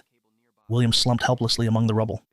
The fish monster loomed closer, its jaws parting as a powerful stream of water began to build inside its mouth, ready to end him. In a desperate move, William grabbed a loose power cable nearby and jammed it straight into the creature's gaping maw. A surge of electricity exploded outward, stunning the beast instantly. Without wasting a second, William pushed himself up and struck the final blow, slaying the mutant fish monster for good. Yet even with the immediate threat eliminated, William's heart grew heavier, not lighter. He knew this world had changed after his rebirth, deviating from the course of his previous life. But all those changes had been accidental, unpredictable. The appearance of the second-tier mutant fish hidden deliberately inside the ice storage. This was no accident. Someone was pulling the strings behind the scenes. Just then, Bea's anxious voice broke the silence. "William, are you okay?" William turned and replied calmly, "I'm fine, but this place isn't safe. We need to get out of here fast." However, no matter how hard Bea twisted the door handle, the heavy freezer door remained firmly shut, completely unmoving. Confused, Bea cried out, "What's going on? The door won't open." William's expression darkened. As he muttered grimly, someone locked it from the outside. Without hesitation, he drew upon his twin abilities, fusing the destructive force of Blood Butcher with the vitality of life power into his right hand. He then struck the door with all his might. A deafening crash echoed through the chamber, shaking the walls. As the dust settled, the heavy door stood completely intact. Not even a single crack appeared. William's brows furrowed tightly. He hadn't expected the freezer door to be this tough. It was practically built like a bank vault. Worse yet, being trapped underground meant the door was, ironically, their only possible exit. And now it was their biggest weakness. William gasped for breath, gritting his teeth. That's the strongest power I've got right now. He stared at the door and added bitterly, and it's still not enough. I need to catch my breath. Bea quickly stepped forward to comfort him. You rest for now. I'll check the eye storage again. Maybe there's another way out. After a while, Bea returned, head hanging low, in disappointment. Sitting down beside him, she said quietly, I checked everywhere. There's no other exit. William wasn't surprised by her words, but he knew full well the temperature here was around 18 degrees C at best. Even if they survived the cold, they'd eventually suffocate from the lack of oxygen. He realized they couldn't afford to waste another second. Determined, William pushed himself to his feet, preparing to unleash his fused powers for another desperate strike. Just then, Bea hesitantly pulled out a zombie crystal core, saying, If I consume this, I could wake powers too, just like you. William's eyes widened in shock at the sight of the crystal. Without thinking, he grabbed her hand and shouted angrily, Do you even understand what you're suggesting? It's insanely risky. But before he could say more, Bea cut him off. Her voice low but firm. But you can't keep pushing yourself. Your powers can't be used endlessly, and time is running out for both of us. Staring at William, Bea spoke quietly but firmly. William, you know it too. If we keep going like this, we're both going to die. So let's take one final gamble. Bet that I can survive this, and that my awakened power can help us escape. Hearing her words, William's heart trembled slightly. He couldn't help but remember in his previous life, Bea's ability was perception. But now, with all the changes his rebirth had caused, would her power still be the same? After a long moment of silence, William finally let go of her hand, forcing a smile. He asked softly, Are you ready? He knew it clearly. Just as Bea said, relying on his strength alone might not be enough, and this girl had already shown such bravery. Or did he have to hesitate? Bea looked down at the crystal core in her hand and whispered, In the past, I would have been terrified. But now, with you by my side, I believe I can do it. Without further hesitation, she swallowed the zombie crystal core. Deep in the nearby forest, William's father and Lucas were frantically calling out for William and Bea. However, since William hadn't told anyone exactly where he and Bea had gone, they were searching blindly with no idea which direction to follow. As nightfall approached, a heavy darkness began to shroud the forest, and the anxiety etched on William's father and Lucas's faces grew even deeper. Just then, a deafening zombie roar echoed from deep within the forest. William's father paused, exclaiming, Zombies? Aren't they supposed to only come out at night? William Ming, standing beside him, frowned and said grimly, Something's wrong. As they hesitated, another chilling scream rang out from the distance. William Ming's heart skipped a beat and his face darkened. Crap! That was Hangta's voice hidden behind a large tree nearby. A shadowy figure quietly observed their every move. Back inside the ice storage, a faint groan jolted William wake. He turned to see Bea, her body steaming with heat, her face twisted in pain. Alarmed, William rushed over and asked urgently, What's happening? Why are you burning up? Bea, trembling violently, tried to tear off parts of her clothes. Gasping hoarsely, I don't know. It feels like my whole body's on fire. It hurts. It's so hot. Without hesitation, William grabbed some ice from the storage and pressed it against her, trying desperately to cool her down and keep her from losing control. After a few tense minutes, Bea was left wearing only her tight underclothes, the intense heat radiating from her body finally starting to subside. William leaned closer and asked softly, Feeling better? Bea nodded lightly, but then spoke in a strange tone. William, I think I'm seeing zombies. A lot of them. Everywhere, William gave a helpless smile and reassured her, Don't panic. That's your awakened ability at work. But deep down, he realized with certainty. Bea had still awakened the perception ability, which meant brute forcing their way out would be nearly impossible. Then Bea added hesitantly, I also see something beneath the floor. She pointed down, her voice trembling slightly. Underneath us, there are lots of zombies. William's heart tightened immediately. Under the floor? Could it be an underground passage? After a frantic search, William discovered a hidden hatch tucked away in a corner of the freezer. Together, they climbed down the ladder into the dark, cold passage beneath the ice storage. Just as they ventured deeper inside, a feral zombie roar echoed from the darkness ahead. William turned to Bea, his expression grave. It's too dark here. I can't see a thing. I'll have to rely on you. Bea pointed at herself, her face full of disbelief. Me? You're relying on me? William gripped his long blade tightly, took a ready stance, and turned to Bea with a reassuring smile. Don't worry, you've got this. Seeing the absolute trust in William's eyes, Bea forced down her fear and nodded firmly. She activated her newly awakened ability, extending her senses into the darkness to locate the surrounding zombies. She called out the positions of the zombies one by one, guiding William. Thanks to Bea's real-time guidance, even though William couldn't see a thing, he was able to strike precisely and take down the zombies with ease. With their perfect teamwork, it didn't take long to clear the dark passage of threats. Before long, they arrived at the end of the underground tunnel. They found themselves inside a cramped storage room filled with piles of debris. Scanning the area carefully, William and Bea searched for any way out. But unfortunately, they found no passage leading to the outside world. Just as the two were running out of options, William's eyes caught something. Pointing to the side, he whispered, "There's a waterway over there. It should lead to the main fish pond." Without hesitation, they plunged into the water, following the submerged passage toward the pond. For a brief moment, Bea believed they had finally found their way to safety. But out of nowhere, a massive, mutated fish monster lunged at her from the side before she could react. The creature snapped her up in its enormous jaws. In the next heartbeat, the monster began dragging her deeper into the murky depths. William immediately sprang into action, grabbing hold of Bea's hand, trying desperately to pull her free, but the monstrous bite force locked her in place, and they found themselves locked in a desperate struggle. Feeling the terrifying pull of the creature, Bea realized if this continued, she would only drag William down with her. With a strained, bittersweet smile, she looked up at him, and under William's stunned, anguished gaze, Bea wrenched her hand free, letting herself be pulled into the cold, dark depths of the pond. William watched helplessly as Bea was dragged deeper into the abyss.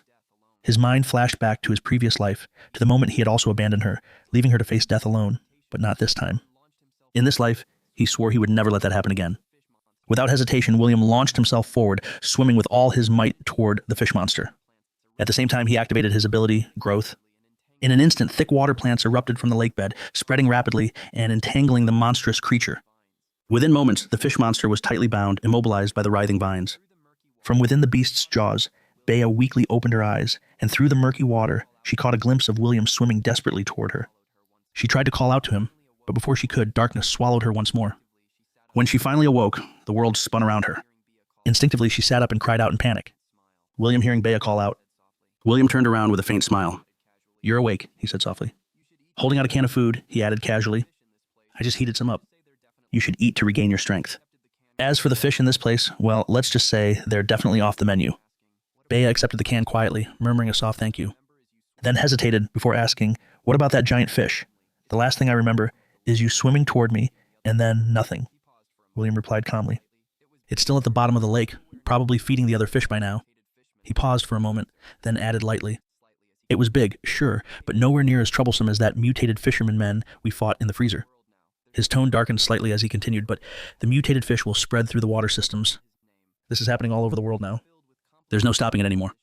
After a brief, heavy silence, Bea softly called his name, William. Her voice was filled with complicated emotions as she said, "Back in school, you were always so quiet, so hard to approach. I thought you were difficult to get along with, and we barely interacted. But after the outbreak, you've risked your life to save me again and again. Why?" William lowered his gaze, not meeting her eyes, and said quietly, "At first, I saved you because I needed your awakened ability to help protect my family." Hearing this, Bea's heart sank. She forced a small smile, but couldn't hide the sadness in her voice as she whispered, "I see. So that's how it is." The two sat in awkward silence for a moment. After a while, Bea's cheeks flushed pink as she asked softly, "So what about now?" William glanced up at her, met her eyes, and immediately panicked, quickly averting his gaze and fumbling for words that wouldn't come. Seeing his flustered reaction, Bea turned her head shyly, murmuring, "When are we heading back?" William cleared his throat, steadying himself, and replied, "Right now. With your ability, we can avoid the zombies easily." With Bea's enhanced perception guiding them, the two managed to evade all threats and made it back home safely in no time. The moment they returned, William Ying ran over and threw herself into William's arms, her voice trembling with emotion. "You're finally back. Do you have any idea how worried I was?" William patted her back lightly, a soft smile tugging at his lips. All right. Enough drama. Everything's fine here, right?" But at his question, William Ying's smile faded. She lowered her voice, speaking solemnly. "You two better come with me first." As soon as William stepped inside the room, he was met with the agonized cries of Huang Tao and saw his father and elder brother standing off to the side, their faces grim and heavy with worry. A deep sinking feeling gripped William's heart when his eyes fell on Hang Tao bound tightly to the sofa. His face darkened immediately as he asked, "What happened?" Lucas, his elder brother, stepped forward and explained, "On our way to find you and Bea, we got ambushed by a horde of zombies," he added with a bitter smile. "We tried to capture a second-tier zombie to get a crystal cord to save him, but it didn't work." Sitting silently on the couch, Uncle Neo looked up at William with a hollow, desperate expression. Can Xiaowang still be saved?" he asked in a trembling voice. William turned his gaze back to Huang Tao. Hang Tao's eyes were bloodshot, his face twisted with bulging veins, a clear sign that the virus had already invaded his brain. Even if they tried to force a crystal core into him now, he would only turn into another monster like Jack. Just as William struggled with the words he needed to say, Hang Tao, regaining a flicker of awareness, spoke through gritted teeth. I don't want to become a zombie. Don't hesitate. Make it quick. William lowered his head, his hand trembling on the hilt of his blade. His mind was a storm of agony and indecision. But just as he clenched his jaw, William suddenly sensed something wrong behind him. Instantly, he activated his abilities and spun around to face whatever was lurking there. William turned sharply and saw his mother trembling violently, her eyes filled with inner conflict and pain. Without hesitation, he grabbed her arm, pulled her aside, and quickly pulled a crystal core from his pocket. His voice was urgent as he said, Mom, quick, eat this. His mother stared at the core, confused. This is the same thing Xiao Huang took. Where did you even get it? William didn't have time to explain. I found it at the fish farm. Just trust me. Eat it now. She opened her mouth to ask another question, but Alo, agonizing growl from Hang Tao cut through the room. Lucas shouted urgently, William! Huang Tao's not going to last much longer. William froze for a second, cursing under his breath. Damn it, still too late. He knew all too well. If they waited for his mother's ability to awaken, it would be too late. He had to make a decision right now. Acting on instinct, William moved swiftly, raising his long blade high, preparing to deliver a merciful blow to Hang Tao. But just as he was about to strike, a sudden surge of overwhelming energy burst out from behind him. Alarmed, William spun around, and there, floating in midair, was his mother. Her entire appearance had changed, radiating a pure, holy energy that lit up the room. With a simple, graceful wave of her hand, a beam of radiant power shot toward Huang Tao. In an instant, the zombie virus rampaging inside him began to dissolve and vanish. His blood-red feral eyes cleared, returning to a normal, lucid gaze. Moments later, Huang Tao stared at his healed body in utter disbelief, bursting out with joy. Look at me. I'm cured. Yet no one in the room was paying attention to him. Every eye was fixed and stunned on William's mother, faces frozen with shock at the miracle they had just witnessed. Everyone was stunned. Not only had William's mother awakened a new ability, but even her appearance had changed, glowing with newfound vitality. Seeing his mother successfully awaken purification power, William finally let out a long, relieved breath. He then explained to the others his mother's new ability could emit a holy light capable of cleansing zombie viruses from infected bodies. However, for those who had already fully transformed into zombies, the purification would act as a lethal force instead. As for why he had known she would awaken such an ability, William simply said, I sensed it. And truthfully, he wasn't sure how or why he had this kind of perception either. What he did know was the feeling was very similar to when he had previously sensed his elder brother and Enzi's abilities awakening. And this sensing ability seemed to be growing stronger over time, but there were limits. He couldn't sense Bea's ability, nor could he borrow it. William could only assume for now. His sensing and copying powers were likely restricted to his family by blood. The more family members who awakened abilities, the stronger he would become. After everyone eventually left to rest, William turned to Bea, his voice low and serious. Let's begin. Luna, can you scan the area and check how many zombies are still nearby? Bea nodded softly, then unleashed her full sensing ability. As her range expanded wider and wider, it didn't take long for her to map out the positions of the surrounding zombies. She whispered to William. There's about 100 near the minefield woods and another 100 around the back hills. Hearing that, William immediately asked, any second-tier zombies spotted? Bea nodded slightly, replying, yes, 3 of them. William's mind raced. 1 for Dad, 1 for Hang Tao, and 1 for Uncle Num. If they could each successfully hunt and absorb a crystal core, the household's overall combat strength would surge. Just as William was strategizing how to approach the hunt, Bea suddenly gasped, her expression tense. The zombies? They're moving. And almost all at once, she focused harder, her voice growing more urgent. They're converging toward one place, extending her sensing ability even further. Bea soon spotted something chilling.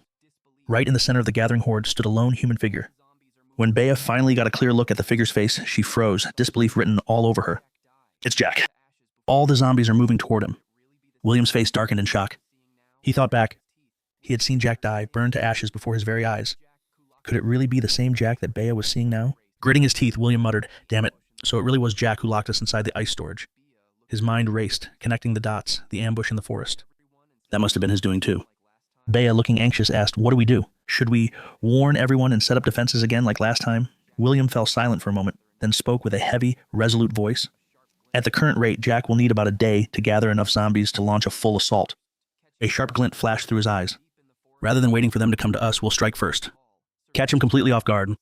Deep in the forest behind the hills, William stood tall, surveying the surroundings, then called out coldly, his voice cutting through the dense trees. "Jack, I know you're here. Come out and face me." On a massive boulder not far away, a figure crouched low, slowly rising to his feet. It was none other than Jack, the man who was supposed to be dead. Ling Jai sneered, staring coldly at William. Well, I didn't expect you to walk right into your own death, William." William's face remained expressionless. "Is that so?" he replied flatly. "But weren't you the one playing dead last time?" Jack's expression darkened immediately, rage flashing in his eyes. "Shut up," he roared without another word. He lunged forward, claws gleaming as he struck toward William. William's gaze sharpened, his body tilting deftly to the side, and with a swift motion, his blade slashed across Jack's chest. As blood splattered, William caught sight of the lingering burn scars still marring Jack's body. In that moment, everything clicked into a place. A cold smirk tugged at William's lips. "So I was right," he said mockingly. "Your wounds never fully healed. That's why you played dirty back at the eye storage instead of facing me head on. Lin Ji, you're nothing but a coward." Jack, face twisted with rage. "Growl back. Don't get cocky, even injured. You think you can take me on alone?" But before he could finish, a deafening explosion tore through the forest behind him. Jack froze, his body stiffening, a growing sense of dread flooding his heart. Meanwhile, William sneered mockingly. "Let me guess. You were about to boast about your reinforcements, right? Too bad.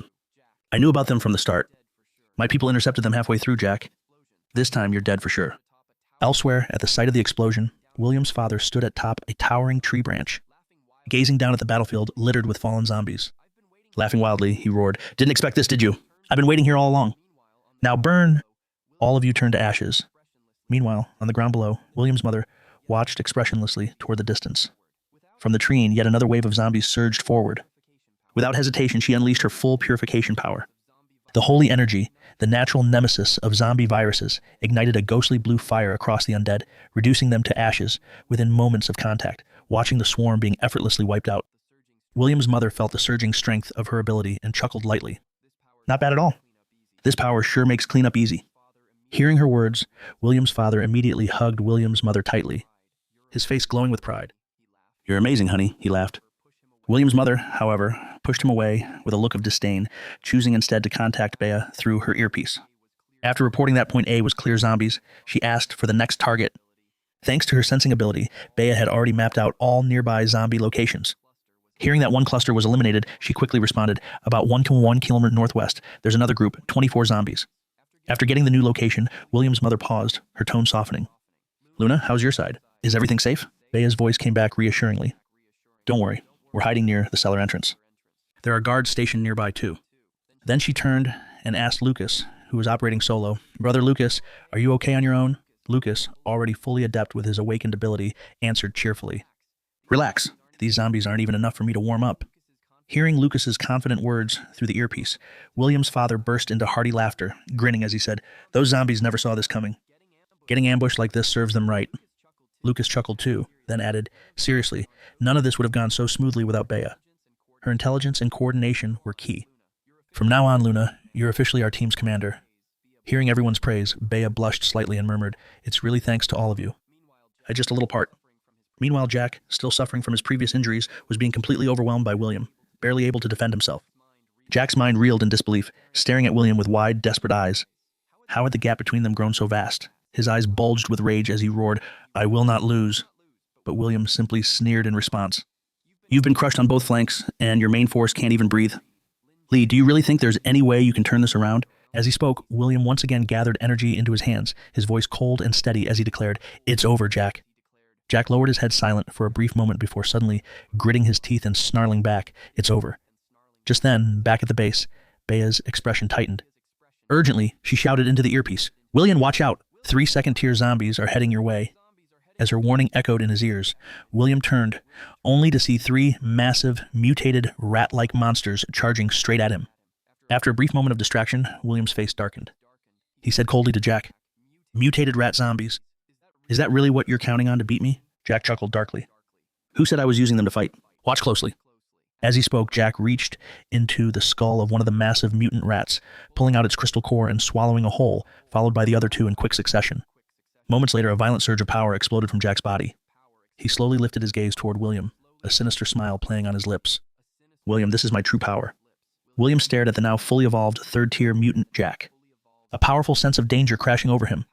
Without hesitation, William activated his abilities to the limit, dashing forward in a flash, long blade in hand, aiming straight at Jack. But Jack didn't even flinch. With a casual raise of his right hand, he effortlessly blocked William's strike. Then, with a swift, brutal palm strike, he sent William flying backwards through the air, watching William crash to the ground. Lin Ji sneered with mockery.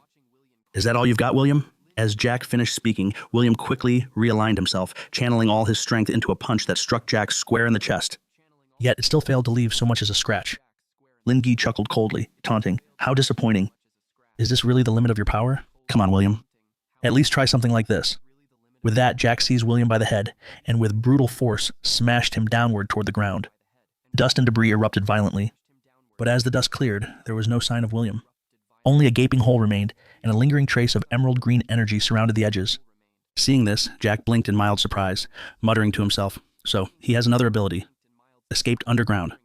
After a brief pause, Jack's expression twisted into savage fury. "No matter," he roared. "I'll drag you out of whatever hole you're hiding in. Break you piece by piece, and then I'll slaughter every last one of your precious family."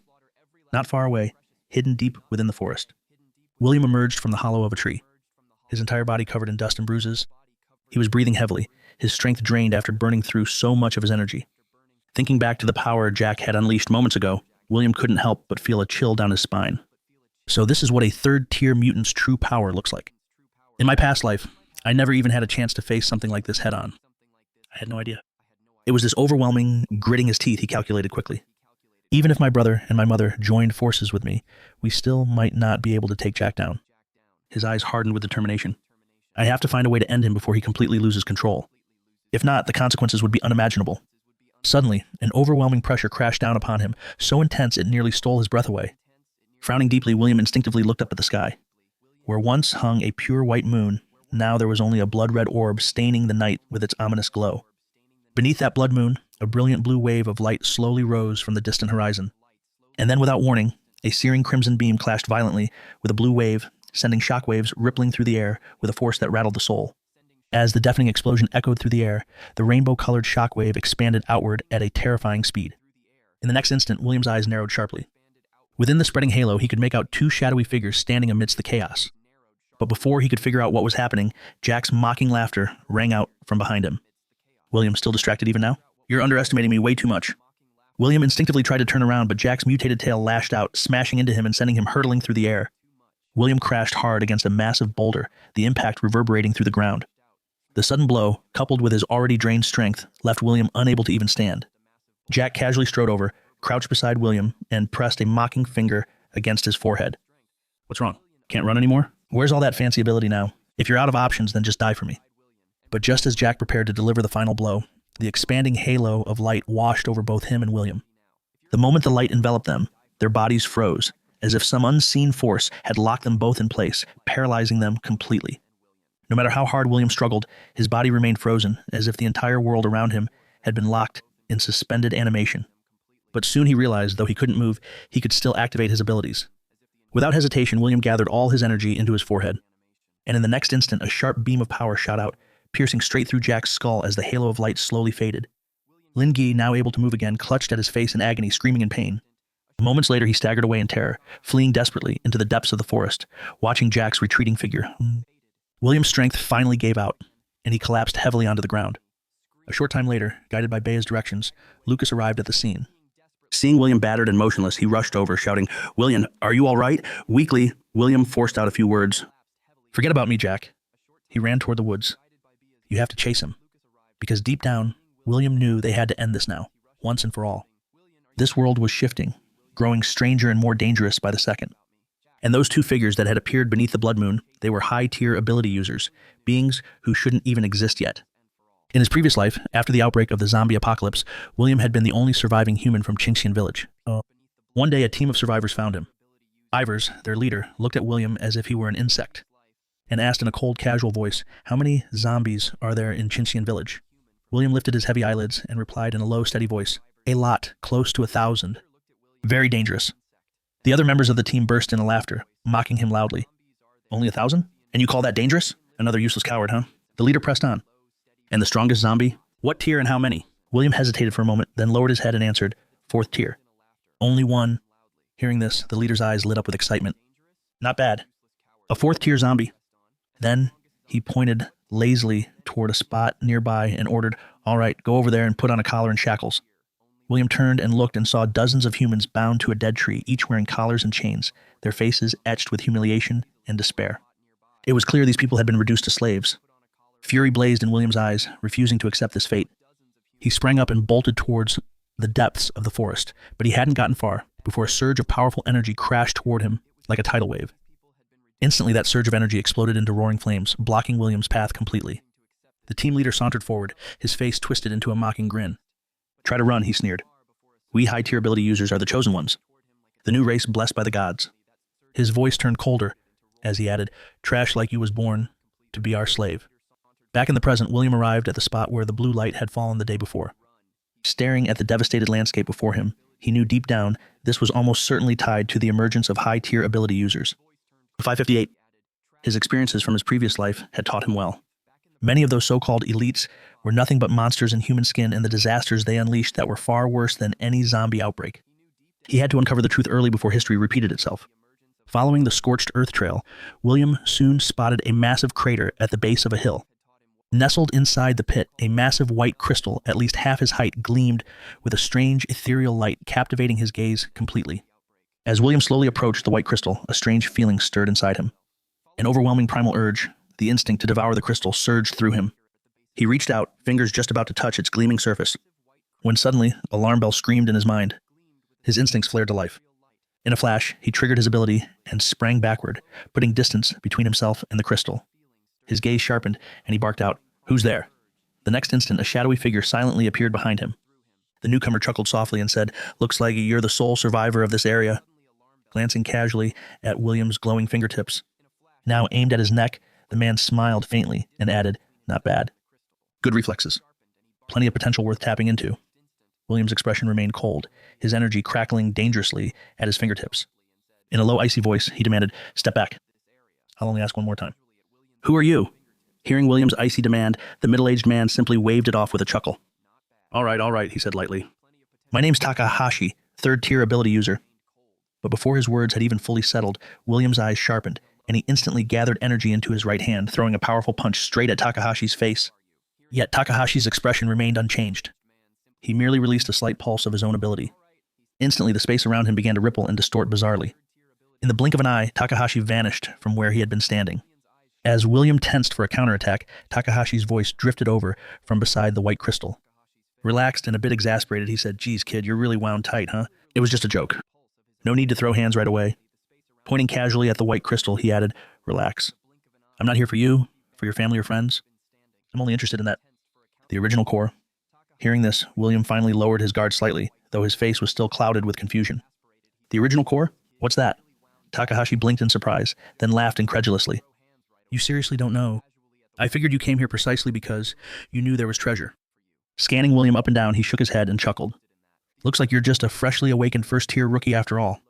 Takahashi didn't bother hiding anything with a chuckle, he explained. "Ever played in a MMORPG? This crystal is basically a leveling up item." He snapped his fingers casually and continued. "Ability users can strengthen themselves by absorbing zombie cores, but that method only gets you to tier 4 at best. To reach higher levels, you need these original cores." As he spoke, he gently tapped the massive white crystal with his fingertip. A chunk about the size of a palm detached itself, floating steadily into William's hand, staring down at the glowing shard in his palm. William narrowed his eyes and asked flatly, "You're not giving this away for free, are you? What do you want from me?" Takahashi merely smirked, his tone easygoing as he replied, "Smart kid. One day I might need your help for something.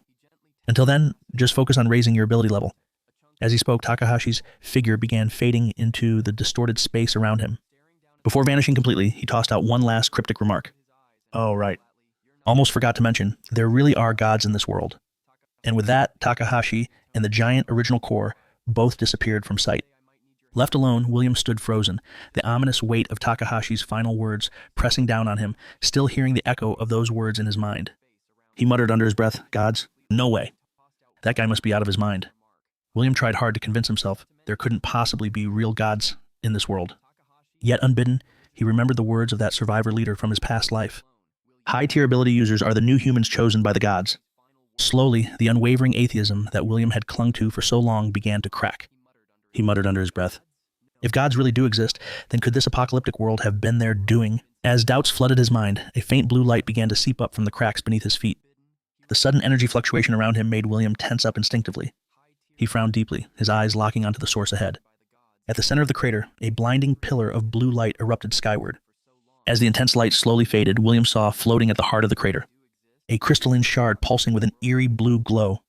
Staring at the mysterious object, William murmured in confusion, "Did this thing grow out from where the original core used to be?" But before he could make sense of it, the blue crystal began to tremble violently, then shot toward him at breathtaking speed. In the next instant, the blue crystal shot forward like a bullet, slamming straight into William's body before he could even react. William's eyes flared with an intense blue light, his entire body convulsing violently, painful cries escaping his lips. Meanwhile, the clear skies above suddenly darkened, and thick fog surged from every direction, swirling upward and lifting William's body high into the air. Elsewhere in the forest, Lucas and Isabella, who had been desperately searching for William, saw the sudden eruption of dense white mist. Their hearts immediately tightened with worry. Lucas's gaze sharpened. He whispered urgently, "Stay quiet." Startled, William followed his line of sight. Within the thick mist, a faint figure was swaying back and forth, bathed in a glowing blue aura, fear creeping in her voice. Isabella whispered, "Big brother? Could that be a ghost?" Lucas rolled his eyes and muttered back, "Don't be ridiculous. There's no such thing as ghosts." Still, the eerie figure within the fog continued slowly, steadily drifting closer and closer toward them, just as the blurred figure was about to fully reveal itself. In the very next instant, it shimmered and vanished into the thick mist. Before Lucas and Isabella could even react or move forward to investigate, a blinding blue beam of light suddenly shot up from deep within the distant forest, piercing through the darkened skies. William and gasped, grabbing Lucas's arm and shouting, "Big brother, what's happening over there? Is someone transcending like in a novel?" Lucas's expression turned serious, activating his ability immediately. He sighed in exasperation at her comment and replied, "Stop reading so many fantasy novels. Believe in science a little, will you? I'll go check it out. You stay back." Before Isabella could even respond, Lucas's figure surged upward, his body expanding with raw energy, and he leapt powerfully toward the source of the blue light. Snapping back to her senses, Isabella's eyes flashed with a vibrant green glow. She quickly extended her ability into a thick tree vine nearby. Under her control, the vine grew rapidly, lifting her high into the air. With Isabella riding atop the vine, she raced after her brother, speeding toward the brilliant pillar of light. Lucas, racing ahead, sensed movement from the forest behind him and slowed to a stop, turning around. He spotted Isabella rushing up, panting heavily. He couldn't help but chuckle and said, "I told you it was dangerous. Why did you still follow me?" Catching her breath, Isabella answered firmly, "Exactly because it's dangerous. The more people we have, the more strength we can muster." Just as they spoke, Isabella's eyes widened in shock. She pointed ahead and shouted, "Big brother, look over there." Following her gaze, Lucas saw it. A massive blue sphere of light completely enveloping William. Floating within the sphere, William's eyes were tightly shut, his brows furrowed in pain. A glowing blue crystal was embedded at the center of his chest, pulsating faintly. Seeing this, Lucas's face changed drastically. He shouted anxiously, "William, hang in there! I'm coming to get you out." Without hesitation, he gathered all his strength into his fist and hurled a powerful punch straight at the shimmering barrier. Yet, despite his full force, the sphere merely rippled gently, like water disturbed by a pebble, completely unaffected. Watching the barrier remain intact, Lucas's brows furrowed deeply. He thought grimly, "It looks so soft, but it's harder than steel." At that moment, the blue crystal embedded in William's chest suddenly cracked, shattering into countless shards of light that flowed straight into his body. The next instant, his tightly shut eyes snapped open. A blinding burst of blue light flared from deep within his gaze. As the surge of energy inside him gradually subsided, the turbulent phenomena around them slowly died down, returning the world to an eerie calm. When William slowly drifted back to consciousness, Isabella, unable to hold back her joy, exclaimed, "Second brother, you're finally awake." Beside her, Lucas grinned with relief and added, "Seriously, you had us scared out of our minds. You've been unconscious for a whole day." Meanwhile, standing sternly at the foot of the bed, their mother fixed William with a disapproving glare and scolded, "Running off alone with your injuries, leaving your radio behind. What the hell were you thinking, huh?" Hearing her scolding, William tried to piece together what had happened, but his memories of yesterday were shrouded in a dense, impenetrable fog. No matter how hard he tried, he couldn't recall the details. Seeing William's equally baffled expression, Isabella asked curiously, "You don't know what happened either back then? You were completely trapped inside this huge blue orb." Then it just shattered on its own. Before she could finish her sentence, William's eyes suddenly narrowed, and a faint blue light flared deep within his pupils. At the same time, a translucent blue interface appeared before him. Dash Isabella gender. Female age 16 ability. Growth manipulation tier. 1 upgrade requirement. 2 tier. 2 zombie cores. Chance to advance to high tier. Tier 5 on 19%. Original core required for advancement. 1.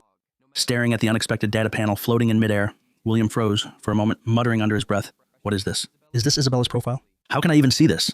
He shifted his gaze toward his mother. Sure enough, the information updated again. Dash C Fong, gender, female age, 52 ability, purifying light tier, 1 upgrade requirement, 3 tier, 2 zombie cores, chance to advance to high tier, tier 50. 3%, original core required for advancement. 1. Moving his gaze to Lucas, the panel refreshed once more.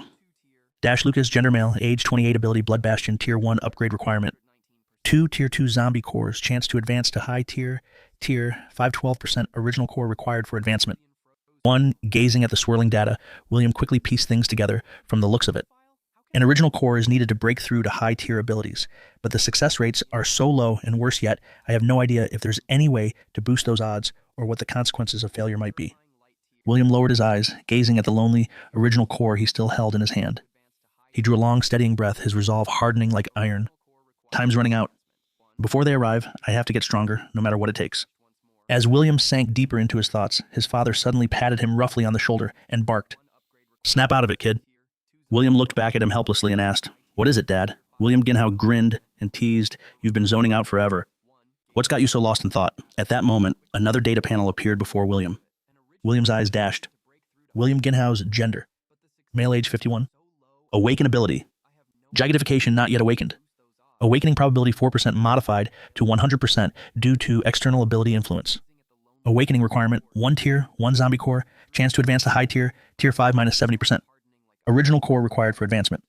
1. After glancing over his father's stats, William got out of bed, brushing off the sheets, and said casually, all right, I'm fine. No need to worry so much." But deep inside, he felt anything but calm. Now he could see everyone's abilities, awakening status, upgrade requirements, even their chances of advancement. It felt like he was cheating. A game where only he had the strategy guide. Watching him get up and head outside, William asked exasperated, "Where are you going now?" Without looking back, William waved her off and said, "Just been lying down too long. Need to get some fresh air."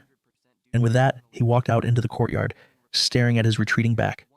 Isabella pouted and muttered, "So heartless, and we were so worried about him too." Lucas chuckled, patting her shoulder and saying, "William probably has something weighing on his mind. Let's just give him some space."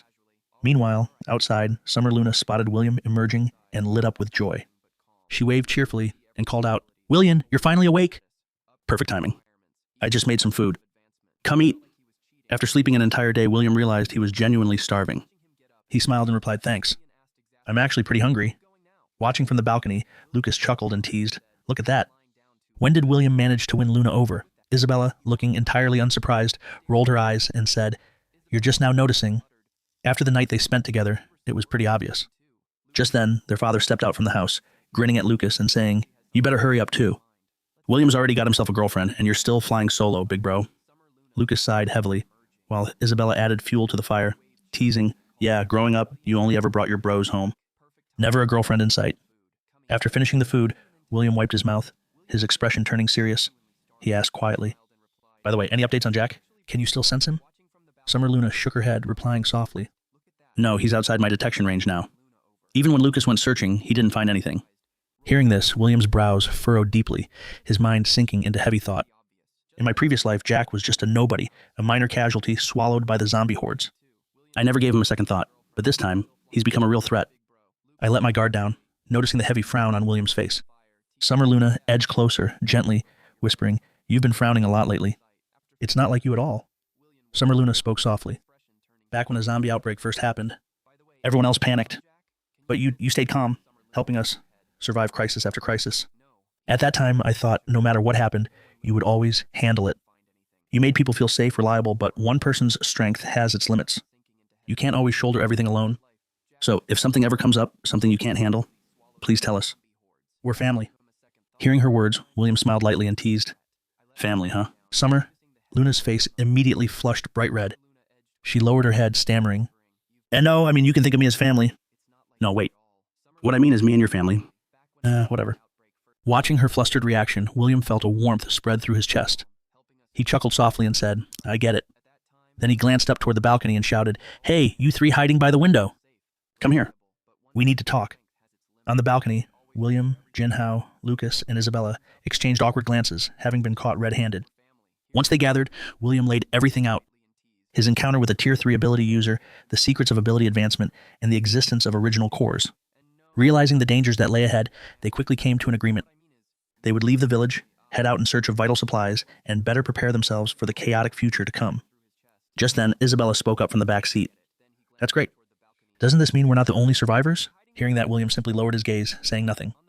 Beside him, Mother Sia's expression grew tense. She said worriedly, "That might not be as good as it sounds. In times of peace, people can coexist, but in the apocalypse, human nature can't stand any real tests. When survival is at stake, humans can be just as terrifying as zombies, maybe even worse." At that, William lifted his head, his eyes full of steely resolve. He said firmly, "That's why we have to stick together. We need to keep strengthening our abilities, gather weapons and supplies, and defend our home at all costs." Driving the vehicle burst into hearty laughter and said, "Anyone stupid enough to mess with us is going to regret it big time." Before long, they pulled over by the side of the road just across from the old fishery. Gazing at the rundown facility, William's father asked, "Is that the place you mentioned? Are you sure there's really gunpowder inside?" William nodded confidently and replied, "Yeah, if I'm right, there's not just gunpowder, there's also..." But before he could finish, a thunderous explosion ripped through the air. A massive ball of fire erupted from the direction of the fishery, lighting up the sky. Witnessing the massive explosion, William froze on the spot. His eyes widened in shock, his mouth slightly agape, completely stunned. Moments later, as the smoke slowly cleared from the ruined fishery, a group of heavily armed men emerged from the wreckage. Seeing the well-equipped team, Lucas narrowed his eyes, his voice tense.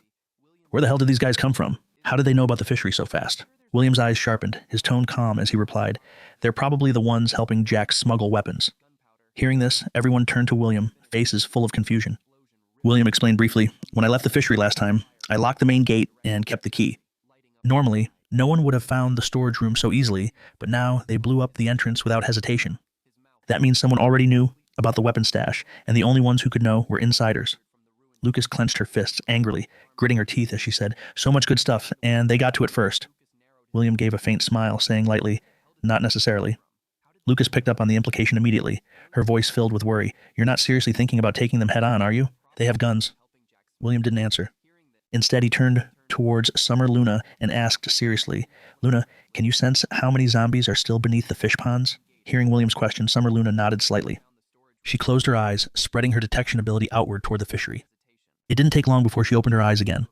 Having finished her scan, she reported clearly, "There are 52 zombies inside the fishery. 45 are regular ones, and 6 of them have cores, most likely Tier 2 zombies." Summer Luna paused, her expression growing more serious, and added, "And there's one that's different from the others. It's much bigger, stronger, and there's a black crystal embedded in its head." William narrowed his eyes slightly, responding calmly, "Sounds like a Tier 3 zombie." He continued analyzing. The fishery's underground space is huge, cramped, and enclosed. They won't be able to use their guns freely. No way they'll wipe out all the zombies easily, especially not with a Tier 3 lurking down there. A faint smirk tugged at the corner of William's lips as he said, "We'll just sit back and let them wear each other out." Isabella's eyes lit up with excitement. Rubbing her hands together, she grinned and said, "Yeah, let's sit back and watch the show, then swoop in and clean up." As they were discussing, Lucas suddenly raised his hand and said in a low voice, "Hold up. Someone's coming." William immediately tensed, his senses sharpening. Following Lucas's gaze, he spotted a figure up ahead on the road, crouched with a gun, scanning their direction. Seeing this, William shouted sharply, "Get down!" under heavy gun pressure from the enemy. William kept his cool and said to Lucas, "Split up." Without hesitation, Lucas replied, "Got it. I'll draw him out up top. You flank him from below." William nodded, then immediately darted off to the side, circling toward the enemy. Sensing movement, the enemy reacted, vaulting over the roadside barrier in an attempt to flee into the forest. But just as he landed, William was already there like a shadow. Before the man could even process what was happening, William slammed his palm directly into his forehead. There was a dull thud as the man spun through the air, crashing down unconscious. Looking at the enemy, who was already knocked unconscious, William, which was said calmly, "All done? Let's drag him back and squeeze some intel out of," but just then, Lucas shouted urgently from the distance, "William, watch out!" No sooner had the words left his mouth, a deafening explosion erupted right where William stood. When the smoke cleared, there was a deep crater where William had been. As for the enemy William had captured, only his severed arm remained. William's reflexes kicked in just in time. He had leapt to safety behind a nearby tree. In his shock, William noticed a small marble still hot, lying at the blast center, hiding nearby. Lucas shouted another warning. "Careful, there's an ability user." As he spoke, a whistling noise cut through the air. William looked up sharply to see multiple marbles flying straight for his hiding spot. With a tremendous impact, the tree William was hiding behind snapped cleanly in half. One of the marbles grazed past his hand, leaving a bleeding scrape. Seeing this, Lucas called out anxiously, "William, you okay?" Glancing at his injured hand, William replied coolly, "Just a scratch." Then he added, "Did you see where the shots came from?" Lucas analyzed grimly. The marbles are coming from multiple directions. No way to pinpoint exactly where the shooter is, but judging from the sound, they're bouncing off trees, ricocheting in from a distance. William frowned, puzzled, ricocheting. Lucas nodded and explained, "Yeah, kind of like a giant pinball machine. Only here, the trees are the bumpers, and where the jackpot slots." As he finished speaking, more marbles came whistling through the forest. Seeing this, William thought to himself, "Just as I thought, hiding isn't going to work. Whoever's attacking us can definitely see our movements." But something didn't add up. If the marbles were launched from so far away, how could they be so accurate? If they're tracking us this precisely, the shooter must be close by unless there's another ability user helping them. Once William finished clearing the zombies hidden in the woods, Lucas finally let out a breath of relief, but quickly frowned and said, "The marble attacks, they stopped." William narrowed his eyes and said coldly, "Which means I was right. They were using a zombie to spy on us." Lucas's face changed as he exclaimed, "You mean there are 2 ability users?" William stayed cautious and replied, "Maybe even more." Just then, Isabella's anxious shout came from the roadside. "Big bro, second bro, get in the car quick. The people from the fishery are moving. They've spotted us." Hearing Isabella shout, both William and Lucas tensed immediately, but William quickly regained his composure. With their enemies' numbers and abilities unknown, fighting head-on would only put them at a disadvantage. The only smart move was to retreat for now and plan carefully. Meanwhile, in the distant forest, a blond man cursed angrily. "What the hell? We just let them get away." He glared at the heavy-set man beside him, snapping Fathead. "Seriously, we were having a good time. Why'd you shut off the shared vision?" The man called Fathead, nonchalantly applying lipstick, replied lazily, "He didn't see that last hit. Our scout's head got blown clean off. What was I supposed to share?" He then batted his eyes playfully, adding flirtatiously, "Still those 2 cuties. Pretty impressive for so-called civilians." After a brief pause, Fathead turned the tables, grumbling, "By the way, why the hell did you kill the client's guy? How are we going to explain that?" The blond man shrugged carelessly. "If he got caught, he had to die. What is blaming on those 2 kids? Besides, the job was clearing out zombies from the fishery. A few human casualties? No big deal." At that moment, an old bald man slowly approached them, his gaze sharp and cold. "Enough playing around," he said in a deep, harsh voice. "The freezer's open. Get in there. He is still the supplies at the fishery until they secure everything. They have no reason to pick extra fights." But then Jojo's tone dropped even colder. "But once they've taken full control, they'll definitely come looking for us." Instantly, a heavy sense of dread settled over the whole house, like a suffocating fog. After a long pause, Joey forced a smile and said, "Maybe it won't be that bad. Didn't second bro say there's a tear? 3 zombie at the fishery and the place is packed with explosives. They can't just use guns. Maybe they'll get wiped out by the zombies instead," she added, trying to stay optimistic. "Wouldn't that be nice?" But Joey frowned deeply, his face dark. "Don't get your hopes up. They've got ability users. They don't need guns to wipe out those zombies." Joey's smile stiffened, and she asked quietly, "Then what do we do?" At that moment, Joa, who had been silent all along, spoke up coldly and firmly, "If they dare come after us, we'll fight to the death." Joba nodded fiercely, slamming his palm onto the table. "That's right. Anyone who threatens my family, I'll personally send them to hell." Then he turned to Joey, grinning, "And help me whip up some more explosives later. Let's make sure they get a warm welcome if they dare show up." Joey nodded eagerly, her eyes flashing with excitement. But Joey, watching this scene, only felt the weight on his heart grow heavier. He thought to himself, in his previous life, it had taken 2 whole months before anyone found Qing Mountain Village. But this time it took only 1 week. These people were clearly trained mercenaries. Their firepower and tactics far outmatched his side. And once they gained full access to the fishery's explosives, plus, if they managed to absorb the tear 2 zombie cores to evolve further, the consequences would be disastrous. Waiting any longer would be suicide. But striking now carried unknown risks too, as Jojo sank deeper into his troubled thoughts. A soft, warm hand quietly covered his. Just as Jojo's mind weighed heavily with worry, Bea smiled softly, gently placing her hand on his and said, "It's okay. You have to trust your family." At that moment, a burst of static crackled from William's walkie-talkie, followed by Hang Tao's urgent voice. "Hello? Anyone there? This is Hang Tao." William immediately grabbed the device and answered, "This is William." "What's going on?" On the other end, Huang Tao spoke quickly. "Thank goodness we're at the hardware store. There's a situation. We found a living person collapsed here." William's eyes widened sharply and he barked into the radio. "Tie them up now." Huang Tao, confused, asked, "Why? What's going on?" William didn't waste time explaining. He simply ordered, "Just do it. No questions." Without another word, William bolted out the door, shouting for the others to stay behind and guard the house. As he sprinted toward the hardware store, William's mind raced. Damn it! One of the enemy scouts already. They found us faster than I thought. His eyes turned cold as steel. I can't let that guy make it back alive. William quickly arrived at the hardware store where Huang Tao and the others were stationed outside. Olivia rushed up to him, her face bright with excitement. William, you're here. We went to the hospital first thing this morning, found tons of medicine. But William didn't even slow down. He only tossed back a curt, "Good job," before pushing past her, heading straight inside. Olivia froze in place, watching him walk away with a complicated, hurt expression. Inside, William found Huang Tao immediately asking sharply, "Where is he?" Hang Tao pointed to the corner right there, tied up tight. William walked over, studying the man carefully. Something fell off. This guy didn't look like he was part of that armed group. William frowned, reaching out to lift the man's head. As the face came into view, William's expression twisted in shock, blurting out, "Gao Xiao." At that moment, the man slowly opened his eyes.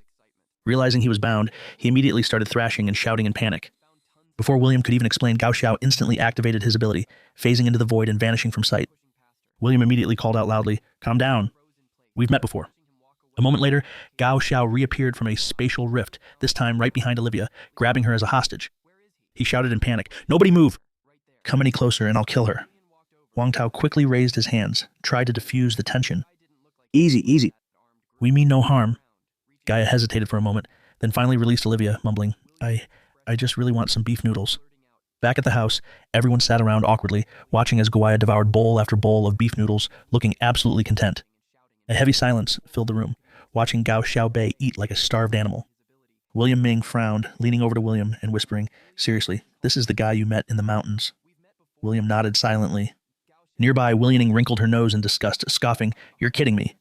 He looks more like some washed-up bum freeloading for a meal." William narrowed his eyes, studying Gao Xiaowei carefully. Something felt way off. This guy didn't seem anything like the powerful figure he'd met before, and he showed no sign of recognizing William. Suspicious, William quietly activated his ability. In the next moment, a data panel popped up before William. Gao Xiaobei, male, 28 ability, spatial teleportation, tier 1 upgrade requirement, 2 tier, 2 zombie cores, tier 3 evolution chance, 15% ascension needs, 1 origin core. William's doubts only deepened. He remembered Gao Xiaowei claiming to be a tier 3 ability user. Why was he listed as only tier 1 now? Was he faking it? Or had he truly lost his memory? After scarfing down a few more bowls, Gao Xiao finally set his chopsticks down, looking completely satisfied. He smiled brightly. "Seriously, thank you guys. If it wasn't for you, I probably would have starved to death out there." William cut him off coldly. "No need for thanks. Start talking." Gao Xiao blinked blankly. "Huh? About what?" William stared him down. "How exactly did you get to our village?" Gaia stammered. It's kind of complicated. You probably won't believe me, but I teleported here." Williamian frowned slightly, asking, "Escape?" He ran into zombies. Gao Xiao nodded quickly. "Yeah, they chased me all the way out of the city. I panicked, closed my eyes, and somehow I ended up here."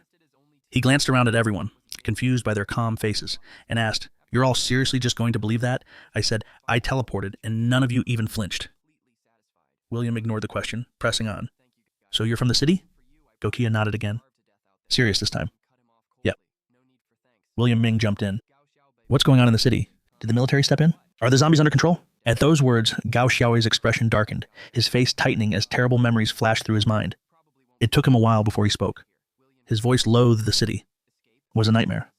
The first day the zombies appeared, the streets descended into chaos. There were screams everywhere, people trampling each other, cars crashing into crowds. I hid in a garbage heap all night, listening to the cries and wails outside, telling myself over and over, just hold on. Someone will come rescue us tomorrow. But when the sun rose the next day, there was no rescue. The entire city was already lost. Gao Xiao continued quietly. Some people kept fighting, even in total despair. Others they gave up. They took their own lives. The room grew heavier with every word. William interrupted, his voice steady. "Enough with the details. Get to the point." Gocha flashed an okay sign, then went on fine. When I was about to end it all, I got this text. He pulled out his phone and showed them the screen. William's eyes sharpened instantly as he read it. "Those chosen by the gods will become the new humans." This message, it came from them. But that was just the second day. A chill ran through William's spine. In his previous life, it had taken over a month after the outbreak for the first ability users to emerge. Back then, no one even knew about zombie cores yet. How could they possibly know this early? William's pupils shrank as a terrifying thought struck him. Could it be someone among them has been reborn too? At that moment, William Ming asked, "You mean people in the city already know about zombie cores?" Gao Xiao looked surprised. "You guys know about the cores too?" William crossed her arms and replied proudly. Of course we do. Not just seen them. We've eaten them. Gao Xiao's jaw dropped. You all ate one. Wait, don't tell me. You've all awakened powers. Willianing grinned smugly. You bet.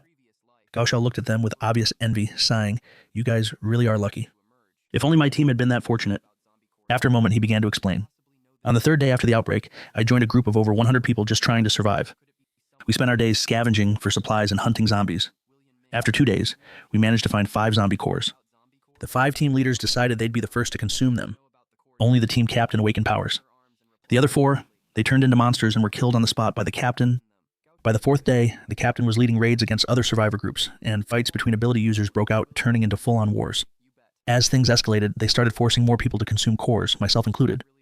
Most either mutated immediately and were put down, or got dragged into the endless bloodshed. It all got too crazy. I ran, got chased by a horde of zombies, but somehow my powers finally awakened, and I managed to survive. Lucas frowned deeply, muttering, ability users killing each other over supplies. Isabella shivered a little, saying, Honestly, after hearing that, I'm glad I stayed in the village. The city sounds terrifying. Gausia nodded eagerly. Exactly. It's great here. Food, water, safety. What more could you ask for? He slapped his knee. That's it. I've decided. I'm staying here for good. William, however, shattered his fantasy with a calm voice. Don't get too comfortable. It's not as safe as you think. Gaia blinked, completely confused. Seeing this, William added, We're facing a bit of trouble ourselves. If you want to keep enjoying food and shelter, you'll need to pull your weight. As soon as William stepped out of the room, Bea hurried over that fast. You're done talking already. William was what nodded. Let's keep him around for now. He might actually be useful. Takahashi Bey scratched the back of his head and said shyly, I'm Takahashi Bey. Thanks for the meal, guys. William's parents and the others all took turns introducing themselves as well. Takahashi responded seriously, calling out, Okay, Sister Luna, Sister Fang, Uncle Hao. The whole group froze, visibly confused by the way he addressed them. Just then, Lucas came out of the room and elbowed Takahashi, speechless. Seriously? You're over 30 and still calling girls and their 20 sisters? Takahashi's eyes widened in disbelief. Over 30? I'm only 18. Everyone went dead silent, completely stunned. After pause, Willianing gasped. You've got to be kidding. You're 18 looking like that. Takahashi looked utterly heartbroken, like he'd just been emotionally KO'd. I just look a bit mature for my age, okay? I swear I'm telling the truth. William stepped in to smooth things over. All right. I believe you. In a flash, Takahashi lunged forward, hugging William tightly, bawling like a kid. Thank you. I thought you were some cold, emotionless guy, but deep down, you're a total soft day. William was speechless, but in his mind, he recalled how even he was stunned when his ability confirmed Takahashi's age earlier. Brushing him off, William said, That's enough. Time's short. Come with me. Takahashi blinked. Wait, go where? William didn't look back. You'll see soon enough. Inwardly, though, he stayed cautious. This guy's either been through hell or he's hiding something under that goofy act. Just as they were about to leave, Bea shouted from behind, holding something in her hand. William, hold on. William paused, turning back with a confused look. Bea walked up and handed the item to him, speaking softly. I found this among the weapons we recovered. Thought it might suit you. Not sure if it's your style, but I hope it is. William took the item and carefully pulled it out of the black bag. Inside was a long blade. On the handle, 2 characters were engraved. Junhai. William gave a faint smile and nodded at Bea. Nice blade. Thanks. Seeing that he liked it, Bea couldn't help but smile as well. Before leaving, William gave a final reminder. We'll be back in an hour. If anything happens, call me immediately. With that, he left with Takahashi. As they walked, Takahashi couldn't help but ask again. Where exactly are we going? William replied calmly. A place you should recognize. The spot where you found the crystal core. The back mountain. Takahashi blinked. Seriously, that far? We driving? William shook his head. You're teleporting us. Takahashi scratched his head nervously. I've never teleported with someone before. What if something goes wrong? William clapped him on the shoulder. Firm as ever? You'll never know if you don't try. After a brief pause, Takahashi sighed. All right, hang on tight. Then he grabbed William's arm and activated his power. In the next instant, both of them vanished without a trace. When they reappeared, they were standing on top of an abandoned high-rise. The air was eerily still, but in the next second, Takahashi realized there was nothing beneath his feet. Just as he was about to plummet, William grabbed the back of his collar, leaving him dangling in midair. Takahashi screamed, panic written all over his face. Bro, please pull me up first, man. But William didn't even flinch. He calmly scanned the surroundings. Looks like we landed on the north side of the village. Teleported about 3 kilometers, but still a bit off from the back mountain. Then he glanced down at the dangling Takahashi and said flatly, Let's go again. Aim for the mountain this time. Takahashi freaked out again. William stayed stone cold. This is a field test of your ability. Keep going. Takahashi wanted to refuse so badly, but one look at William's expressionless face, and he knew, saying no might just get him dropped. With no other choice, he gulped, powered up, and triggered another teleport, this time toward the back mountain. Every time they teleported, Takahashi let out a loud, dramatic scream, like a man getting exercised. After several jumps, the two finally landed on the thick branch of an old tree. William shot him a deadpan look. Could you not scream like that every time? You're scaring the wildlife. Takahashi flushed with embarrassment. Hey, I'm not a teleporting robot. I've never done this much back-to-back, let alone with a passenger. William didn't bother arguing. We're almost there. Keep going. Takahashi shut his eyes, gasping for breath. Can I catch my breath first? William shook his head. Nope. We're on a timer. With a soul deep sigh, Takahashi powered up again, defeated but obedient. After a few more jumps, they finally arrived at the edge of a massive crater on the backside of the mountain. Staring at the massive crater before them, Takahashi panted, nearly out of breath. Finally, we made it, right? William nodded. Yeah, this is the place. He shot Takahashi a cold glance. That little test, I've seen enough. Honestly, your teleportation is worse than I expected. Takahashi blinked, confused, but William didn't bother explaining. The most crucial thing in teleportation is control. And yours, it's only accurate within 100 meters. Any farther and your landings are a mess. Plus, your stamina drains too fast. You can't even chain your jumps properly. Takahashi scratched his head, giving an awkward grin. Okay, sure. It's rough, but still usable, right? William suddenly snapped, his voice sharp like a whip. That's enough. His eyes narrowed dangerously. How long are you planning to keep up this act? Takahashi froze, staring back in confusion. William's hand gripped his blade.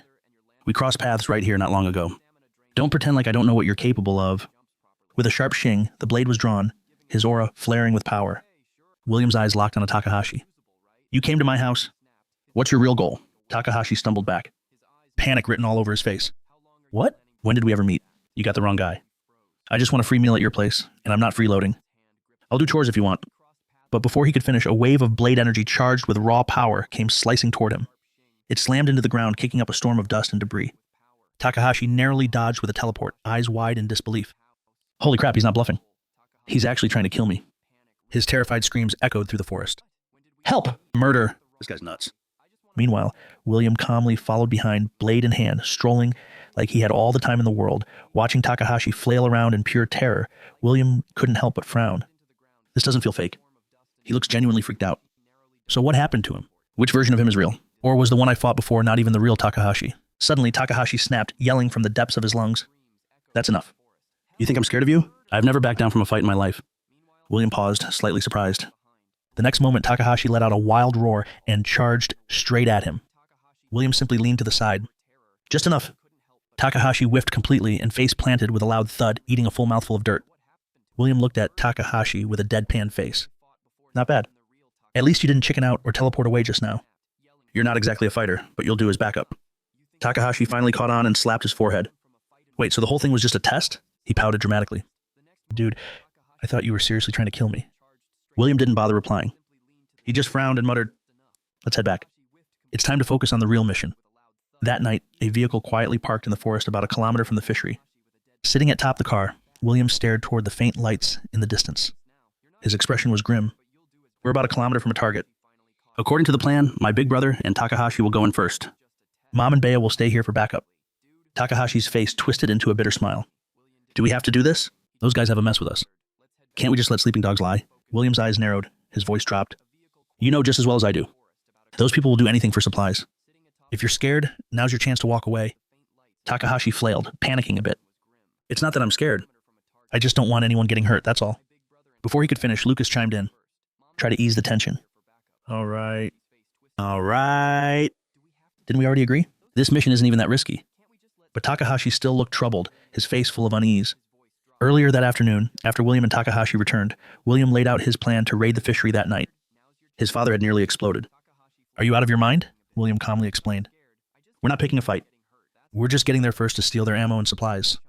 Once they lose their stockpile, they won't dare to make a move. And even if they do, at least we'll have the firepower to defend ourselves. William Ming frowned, but the fishery's heavily guarded. How exactly do you plan on getting in? And even if you make it, how do you carry all that stuff out? William returned to Takahashi and gave a small smile. I couldn't pull this off alone, but with your teleportation, we got a real shot. Takahashi, in the middle of slurping noodles, nearly choked. Wait, me? No way. What if we run into those maniacs? William gave his shoulder a firm pat. Relax, my brother, and I will have her back. Worst case, we teleport out, but we really need you. Our whole family's counting on this. Takahashi rubbed his forehead. Defeated. Great. One impulsive moment, and now I'm the mission mule. I thought I could finally enjoy a chill life. Nearby, Bea handed a walkie-talkie to William. Use this to stay in contact. William took it, eyeing the Trilina head. Can we see what's happening at the fishery from here? Bea activated her power, her eyes beginning to glow faintly. I'll try. Then she turned her gaze toward the darkened outline of the fishery in the distance. A few moments later, Bea reported in. Their numbers are way down. Only one tier 3 zombie left and a few tier 2s. William nodded, eyes sharp. They're already moving. We need to pick up the pace. He turned to his mother, beginning, Mom, about Luna, but she cut him off without hesitation. Don't worry, I'll keep her safe. You boys just focus on your part. William gave a respectful nod, then moved on without another word. He led Lucas and Takahashi quietly toward the fishery, sticking close to the Triene. Soon they reached the outskirts and saw it for themselves. The main gate was barely guarded. William narrowed his eyes. Their main force must have gone underground, then into the walkie-talkie. Luna, report the current zombie positions. Bea's voice came through instantly. Tier 3 is still in the southeast corner. The Tier 2s have gathered near the center, and there are 2 fewer than before. William listened to Luna's report and muttered under his breath. They've started fighting the Tier 2 zombies. That means the underground area near the northwest corner should be clear for now. He handed the walkie-talkie to Lucas. Takahashi and I will scout ahead. Big bro, wait here for our signal. Then he pointed toward a distant corner of the factory. See that edge over there? About 10 meters down. Get us there. Takahashi gave a small nod, took a breath, and activated his ability. In a blink, the 2 of them vanished and reappeared at the northwest corner of the factory. As they landed from the teleport, William immediately reached over and clamped his hand over Takahashi's mouth just as the latter was about to gasp. He held up a finger, signaling him to stay silent. William scanned the area, his voice low and calm. Good. They haven't reached this side yet. Suddenly, Takahashi gasped behind him. Wait, hold up. This isn't gunpowder. It's guns. A whole crate of them. Meanwhile, outside the fishery, Lucas kept his eyes locked on the facility, silently, praying that nothing had gone wrong. Just then, the air behind him began to ripple and distort. Before he could react, William and Takahashi phased into view. William tapped the crate beneath him with a smirk. Take a wild guess what we just brought back. William Ming stepped up and flipped the lid open. His eyes lit up at the sight of rows of firearms. Guns. You brought guns. This is huge, William added. It's not just guns. There's ammo, medkits, rations, enough supplies in that warehouse to arm an entire squad. No wonder people are after it. Then he turned to Takahashi again. Let's keep going. We need to empty that warehouse before anyone else finds it. William Ming suddenly spoke up. This time, take me with you. I can help. Takahashi frowned, clearly uncertain. After a moment, he nodded. All right, I'll try. With that, he activated his ability once more. Meanwhile, inside the warehouse, the blonde man, who had previously attacked William, had just sliced down a zombie and was smugly wiping his blade. But behind him, a new zombie crept up silently. His eyes widened in horror as he realized too late he wasn't alone. Just as the zombie lunged, its head exploded with a loud pop. The blonde man stiffly turned his neck to look, only to realize it was Fathead who had controlled the zombie and made it self-destruct. Fathead casually shook his hand and muttered, We barely turned the power on and already attracted this many. All Tier 2s, too. Nearby, the old man calmly crushed a zombie skull with one strike. He said with eerie calm, Saves us the trouble of hunting them down one by one. The blonde guy scoffed. Too bad these Tier 2s are barely worth our time. A Tier 3 would have been more fun. Fathead grinned. Now that would be interesting. I've never tried controlling a Tier 3 before. The old man shot them a flat glance. If a Tier 3 really shows up, you two won't survive long enough to try. That shut them up fast. Both fell silent, faces stiff with unease. Just then a scream tore through the air. One of their soldiers had been bitten. He writhed on the ground in agony. I've been bit. It hurts. Please, someone help me. He rolled on the floor, eyes wide with terror and panic. The blonde man crouched beside him with a mocking smirk. Come on now. What's with the screaming? Of course, we won't leave you to die.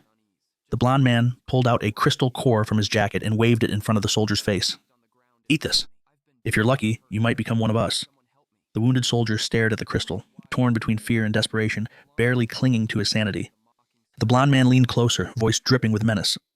What's wrong? Scared? You'd rather turn into a zombie. Don't hesitate. Become one of the chosen. This as he finished speaking. Bang. A shot rang out. The bullet whizzed past his ear and struck the infected soldier dead on. A scar-faced man stepped forward, disgust clear on his face. Back off, freak. The blonde man's face darkened instantly. What did you just say to me? The scar-faced man raised his gun, pressing forward. his words sharp, deliberate. I sat back. Off, you mutated freak. The blond man's rage snapped. His energy surged violently, eyes blazing. You think I won't kill you right here, right now? Just as tensions were about to explode, the old man spoke flatly. Enough. This alliance was sanctioned by the leadership. I won't tolerate any unnecessary conflict. The blond man gritted his teeth, rage simmering, but still withdrew his powers without protest. The old man stepped forward slowly, voice dark and calm. You know what the best part of being a teacher is? He paused, then added with venom. You get to prune the branches that grow crooked. He turned to the scar-faced man. This place reeks of sulfur. You want to explain to the higher-ups why the whole thing went up in flames? The scar-faced man clicked his tongue, clearly annoyed. TCH, switch to blades. No one fires unless I say so. Meanwhile, Jojo's team had already used the window of distraction to move out most of the supplies, staring at the neatly stacked crates. Jojo nodded in satisfaction. This should be more than enough to arm the whole family to the teeth. Jomen gave a firm nod. Didn't expect things to go this smoothly. Jojo looked over at Takahashi, giving his shoulder a light pad.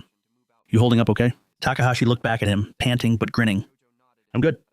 Just didn't think I'd be hauling half a warehouse today. Jomin hesitated. Maybe we should rest for a bit. He doesn't look too good. But Joe, this was expression darkened. We can't. The tier? 2 zombies won't stay distracted for long. There's still some medical supplies left. One last run. Can you handle it? Takahashi took a deep breath, then gritted his teeth. Yeah, I got this. With that, he triggered his power once more, teleporting all 3 of them back to the fishery warehouse. But the moment they reemerged from the spatial jump, Takahashi collapsed to the ground, completely unconscious. The sudden fall startled both Jojo and Joan, their guard instantly going up. Jojo rushed over quickly, checking his pulse. It's power exhaustion. He's burned through everything, completely drained. Help him over to that wall. I'll try to find some glucose to stabilize him. Meanwhile, the old man arrived at the infirmary entrance, flanked by Fathead, Slim, and several soldiers. Unbeknownst to them, Jojo and Jomin had already dragged the unconscious Takahashi into hiding behind a nearby shelving unit. As the group stepped inside, they scanned the room filled with supplies. The blond man's eyes lit up. No wonder you risked so much to come here. This stash could keep the whole group running for months. The old man nodded. As agreed, food and medicine go to us. Scarface gave a crooked smirk. Of course. Just like we discussed. The moment he finished speaking, a sonic gun fired. The old man's head exploded in a grotesque burst of blood and bone. Shock slammed across the blond man's face. He froze, eyes wide with disbelief. As he moved to react, the soldier beside him suddenly lunged, locking him down instantly. Fathead didn't even get the chance to blink. He was gunned down on the spot, dead before he hit the ground. Scarface stepped up to the blond man, sneering. Look at you. Pathetic and laughable. Did you really think we'd share any of this with you? You're just a bunch of freaks who got lucky with some abilities. You think that puts you on our level? Power gets you profit. Do you have any? The blond man said nothing. He simply lowered his gaze, silent. Then suddenly he chuckled. The eerie sound of his laughter sent a chill up Scarface's spine. What the hell are you laughing at? And then a voice, cold and venomous, echoed from right behind him. End of the world out here, and you're still talking about power structures? There's only one law now. Survival of the fittest. Scarface froze as the old man, whose head had just been blown apart, stood back up, alive and smiling darkly. With eyes wide in horror, Scarface spun around and opened fire behind him in a panic. The old man didn't even flinch as Scarface opened fire. He just stared back, emotionless. Then something impossible happened. Every bullet stopped midair, frozen inches from his body. Scarface's eyes widened in pure horror. What is that thing? Fire. Everyone open fire, he shouted, voice cracking with panic. But before his soldiers could even raise their weapons, a hail of bullets tore through them. Several dropped instantly, shot clean through. Off to the side, a soldier with glowing red eyes had taken position with a sniper rifle, methodically eliminating Scarface's entire unit. From behind the shelves, Jojo let out a cold chuckle. Classic. Let the dogs tear each other apart. Joman glanced over. How's Takahashi holding up? Jojo checked his unconscious teammate, then sighed. Still out cold. No signs of waking up. Trapped, but thinking fast, Jojo clenched his jaw. If those monsters wipe each other out, I'll finish off whoever's left. Scarface staggered backward, voice trembling as he watched the old man approach. Don't come any closer. I'm warning you. Stay back. I've got people, important people behind me. You wouldn't dare kill me. The old man gave a cold, mocking laugh. Important people? Too bad. They're probably corpses by now. Before we even arrived at the fishery, our operatives were already embedded with them. Just like you, we never had any intention of working together. One world doesn't need 2 eras. He calmly raised his hand. At the flick of a finger, a bullet suspended midair shot forward with a crack.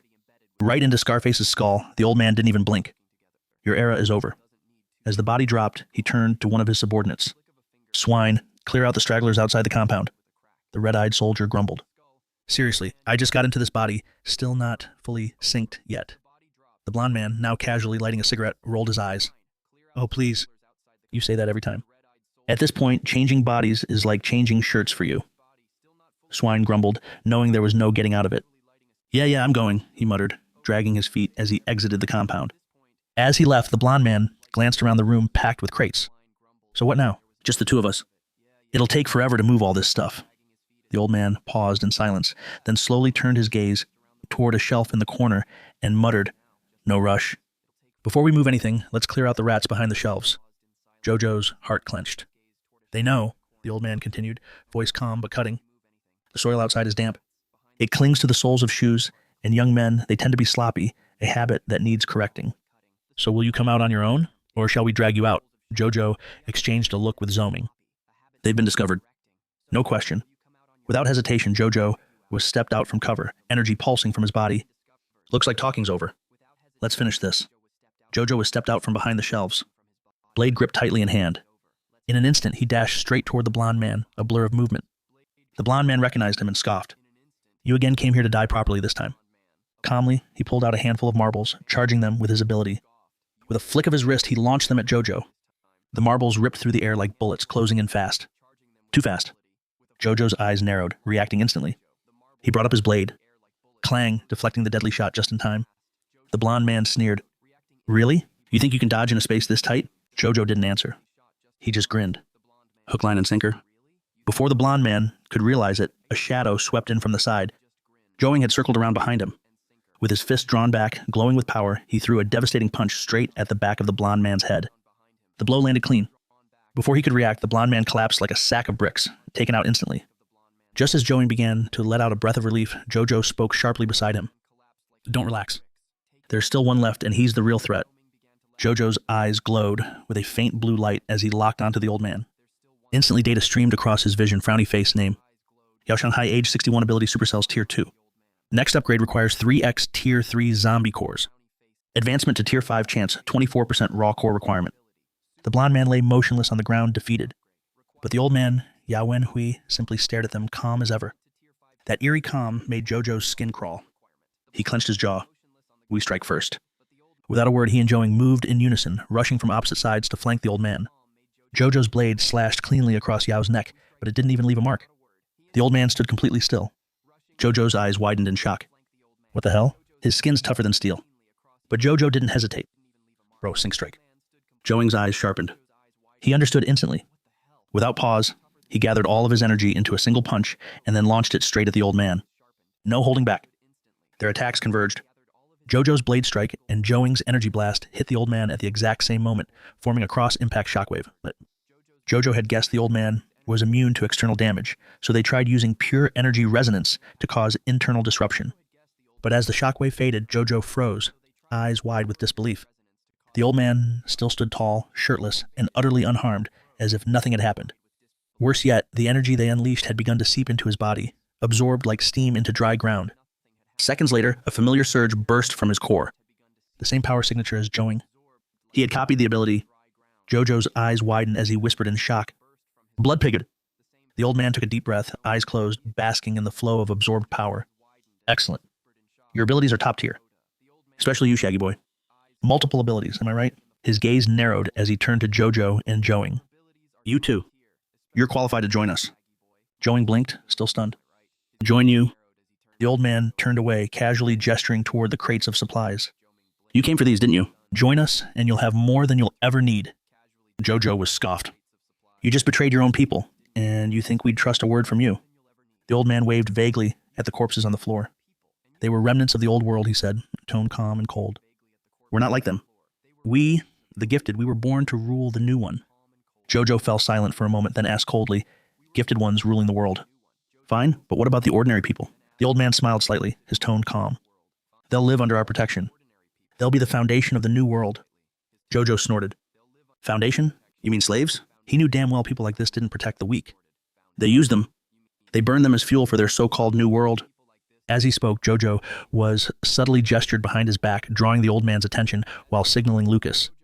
Lucas caught the motion, nodded ever so slightly, and turned his gaze toward the still unconscious Takahashi. The old man's face darkened, anger flashing.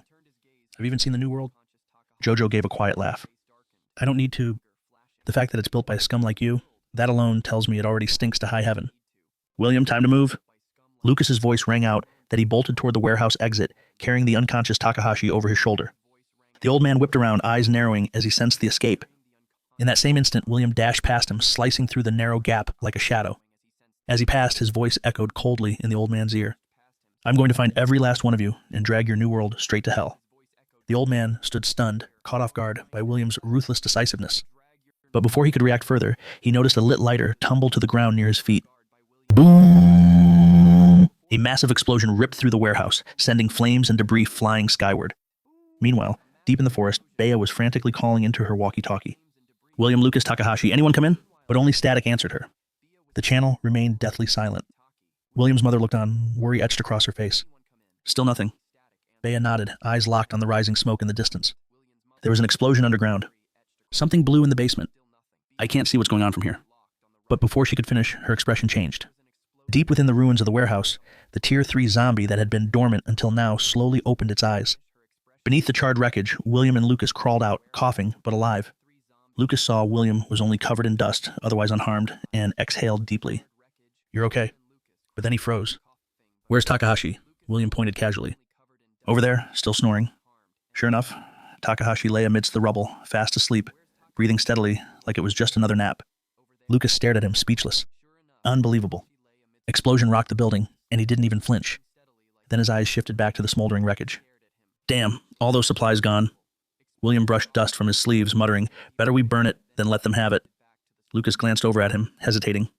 William, you seem to know a lot about those ability users. William didn't answer directly. He allowed a dry laugh. Just another bunch of arrogant trash. Like Jack, the kind this world's better off without. He walked over to Takahashi and gave him a light pat on the leg. Come on, let's head back. Lucas knew William was hiding something, but if she didn't want to talk about it, he wouldn't push. Just as Lucas was about to move, something beneath his feet shifted. A faint rumble.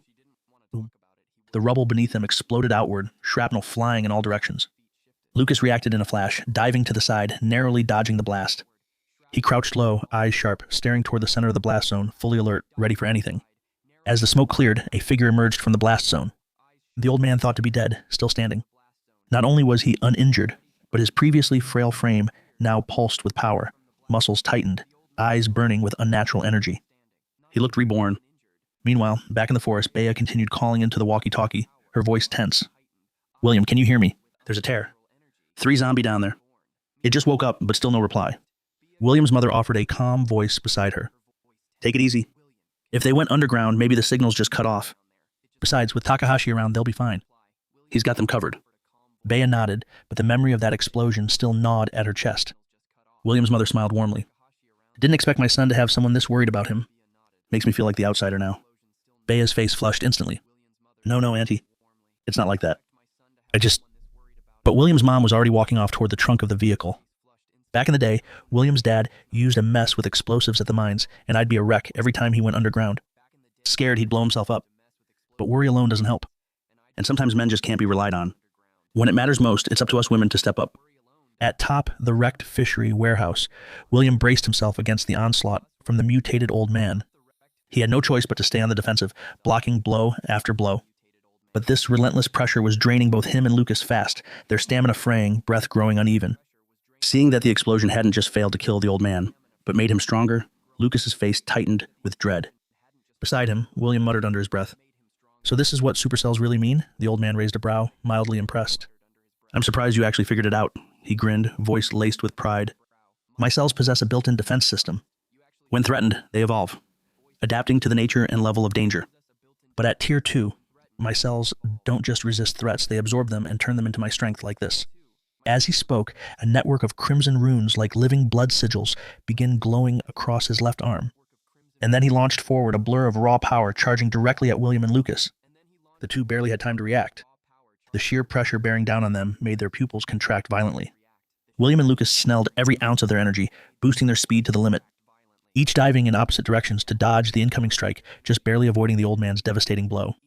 They countered instantly. Together, they surged forward, combining their power for a full force attack aimed at the old man's back. Their strikes landed hard, but did absolutely nothing. The old man didn't flinch. In the next instant, a ripple of red energy surged from his body. The damage had been absorbed and converted, and now it was coming back. Lucas took the full blast. He was sent flying like a rag doll, crashing hard to the ground, and didn't move again. William glanced over, heart pounding, but he knew if this thing wasn't stopped now, everyone would die here. Gritting his teeth, he roared and unleashed both of his abilities at once. Twin energies fused into a single devastating strike, forming a burning black and white energy fist that screamed toward the old man's chest. But the old man didn't move. He raised one arm completely unfazed and braced for the impact. William's punch hit squarely, but it was like punching smoke. No recoil, no damage, no effect. The old man sneered, voice cold and venomous. I told you, the stronger the threat, the stronger my cells become as long as they remain active. I cannot. Meanwhile, at the entrance to the fishery, William's mother and Luna finally arrived at the scene. C's eyes narrowed as she spotted bodies strewn near the gate. These? Did William do this? William's mother crouched beside one of the corpses, her face darkening. No, these were killed by gunfire. Just then, a burst of gunfire echoed from deeper inside the compound, and a soldier dropped right in front of them, shot clean through the skull. Blood sprayed across the gravel. William's mother reacted instantly, grabbing Luna and ducking them behind a nearby stack of crates. Footsteps approached. A man in blood-splattered military gear appeared, wiping his sleeve with distaste.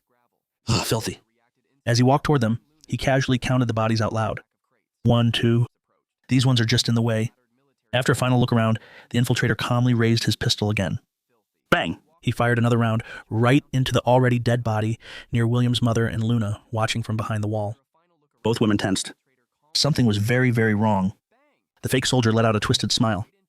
Looks like we got 2 extras. Come on out, ladies. Drop whatever his instincts kicking in. He whipped around, gun ready. But in that split second, William's mom moved. She closed the distance and smacked the pistol from his hands with swift precision. The man blinked in surprise, then smiled. Well, feisty. Now I'm really excited. Let's have a little fun, shall we? William's mother said nothing, but in her eyes she knew this wouldn't be won with words. Meanwhile, atop the fishery ruins, William was being held in the air, strangled in the grip of the old man. The old man's tone was flat. You're different. You saw through my ability. You wield 2 powers at once, and you've seen the new world, haven't you? Tell me your secrets. William didn't answer. His eyes scanned his surroundings, searching for a way out. Then he felt it. A chill in the air, familiar rising. The cold crept in, brushing his skin like frost, and his heart leapt a tear. William let out a low, deliberate chuckle. The old man narrowed his eyes. What are you laughing at? William broke into laughter, bloodied but defiant. I'm laughing at your arrogance, your delusion. You think you're the chosen ones meant to rule the new world. You treat normal people like slaves. You hunt zombies like prey, but in the end, it'll be your kind buried beneath the feet of the very ones you look down on. The old man's face darkened, his fury barely contained. Veins bulged across his arm as he squeezed William's throat harder. Then, with a roar, he lifted William and slammed him into the rubble below. William coughed violently, a jet of blood spraying from his lips. Nonsense, the old man spat, his eyes blazing. You think that will shake me? William lay crumpled in the debris, blood dripping from his mouth, still grinning. If there's a God, he rasped. You lot were the first he abandoned. The old man roared, voice cracking with fury. He raised both fists overhead, energy crackling between them, and brought them crashing down to boom. The ground exploded beneath them in a violent shockwave of force. Just as the old man's crushing blow was about to land, William vanished in a blur of smoke. Reappearing at a distance, he stood tall, grinning with a wicked glint in his eyes. The dust cleared. The old man's eyes widened. He realized William had escaped at the very last instant. He was just about to give chase when suddenly his gaze locked on his own hand. The cells in his palm had stopped responding. No activity, no regeneration, dead. And then from behind him, rising from the rubble, a pale hand reached out, accompanied by a chilling whisper. I'm cold. The old man spun around, but it was too late. That corpse-like hand clamped around his leg, and where it touched, his flesh darkened, his skin frosted over, and his cellular power died instantly. The old man finally pieced it together. His eyes blazed with fury. You lure that thing here? William smirked, unfazed. Well, I can't be you myself, so I brought a friend. Just then, a zombie cloaked in icy mist pulled itself from the rubble, frost rolling off its rotting skin. The old man's burning hot energy caught its attention instantly. He'd become the target. The creature advanced step by step. The cold clawed at his flesh, and for the first time his cells recoiled. He instinctively took a step back. William seized the moment, slinging Lucas over his shoulder and calling out for Takahashi as he made for the exit. But just as they reached the edge of the blast zone, boom! The explosion rocked the air. William turned on instinct, eyes wide, his heart dropped. The ice zombies shattered, reduced to frozen shards, destroyed. Outside the fishery warehouse, William's mom fought with ruthless precision, pressing the soldier back with every strike. Then, in a fluid motion, she spotted an opening and snapped a kick across his chest, sending him flying. Bea, watching from the sidelines, could hardly believe her eyes. This is William's mother. The soldier staggered up, snarling in disbelief. No way. I'm a trained combat instructor and I got beat by some woman. William's mom dusted her hands off, smirking. Instructor, please. You're barely good enough to be a punching bag. The insult struck deep. You, he roared. I'm going to kill you. He reached for his gun. Luna, iron rod. She barked without missing a beat. Luna didn't hesitate, tossed the weapon straight at her. The soldier barely raised the gun when flack. The iron rod slammed into his skull with a sickening crack. He collapsed forward, disoriented, helpless. William's mom stepped over, grabbed the rod again, and drove it straight into the back of his head. You want to challenge me? She muttered. Check your stats first, rookie. But the moment those words left her mouth, William's mother suddenly trembled. Her body jerked as if something inside had taken hold. Back-facing Bea, she muttered, voice strange and hollow. Luna, lead the way. Luna hesitated. Something fell off, but she nodded, stepping forward. Suddenly, William's mom whipped around, her eyes glowing red, her smile twisted, and from her throat came a low, guttural laugh. With terrifying speed, she raised her hand, fingers sharpened into a deadly blade, and lunged at Bea. Just as the strike was about to land, it stopped. Frozen midair, an inch from Luna's face.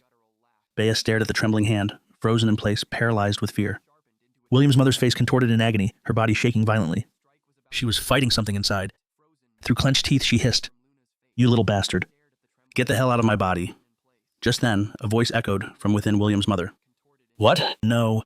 Your consciousness should have been erased.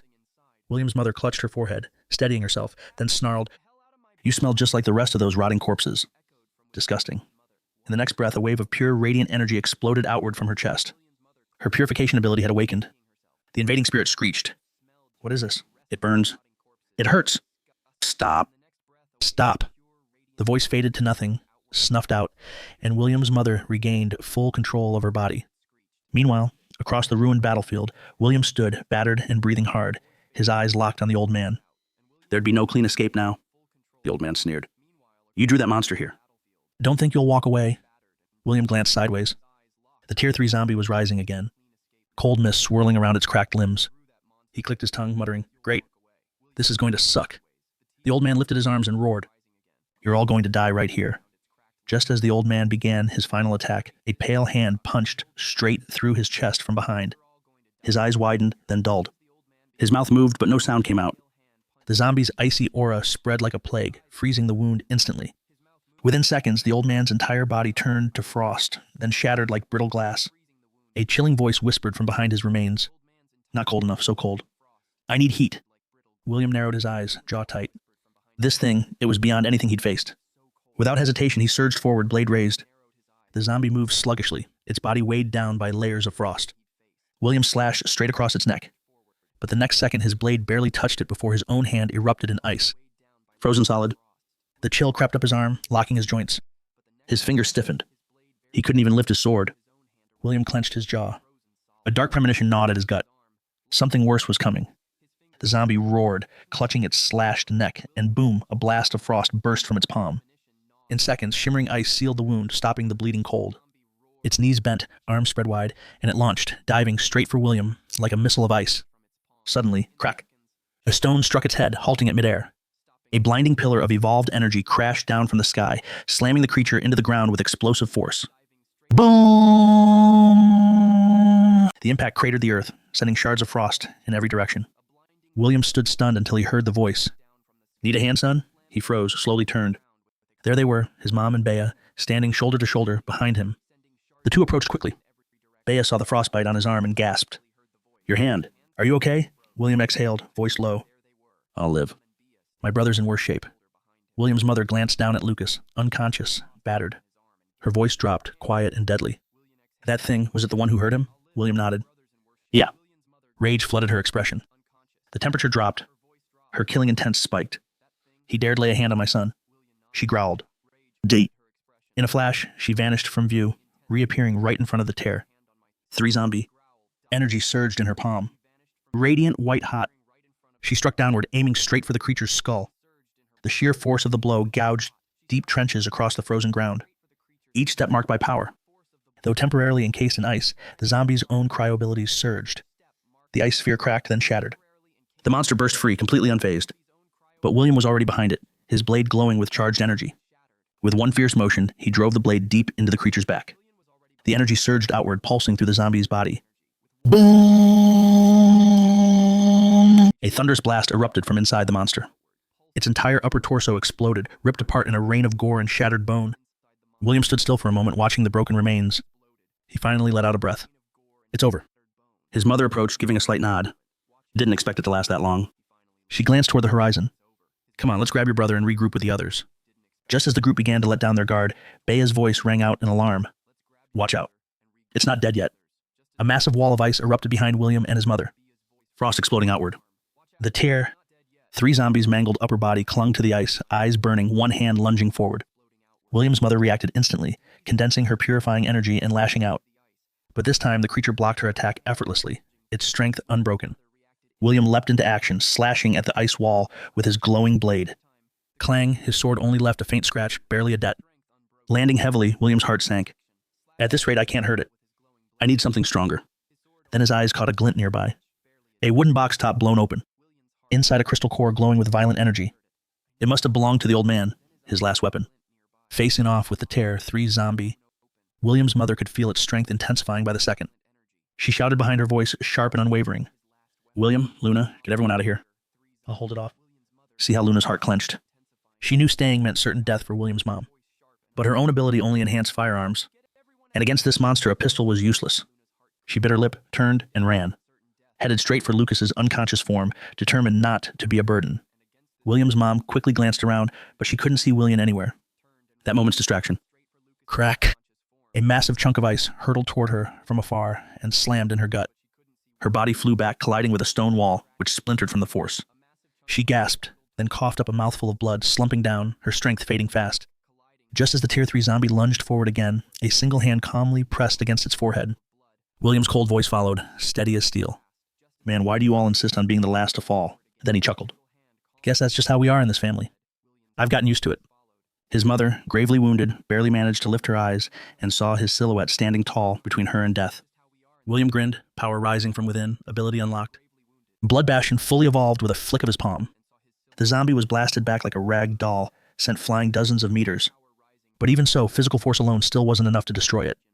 He didn't flinch. He simply raised his blade and swung it through the air. A searing torrent of crimson energy rained from the heavens, and in seconds the monstrous corpse was gone. Not fallen, erased. William lowered his weapon, turned back toward the others, and whispered, "Let's go. We're going home. See you next time, my dear mages."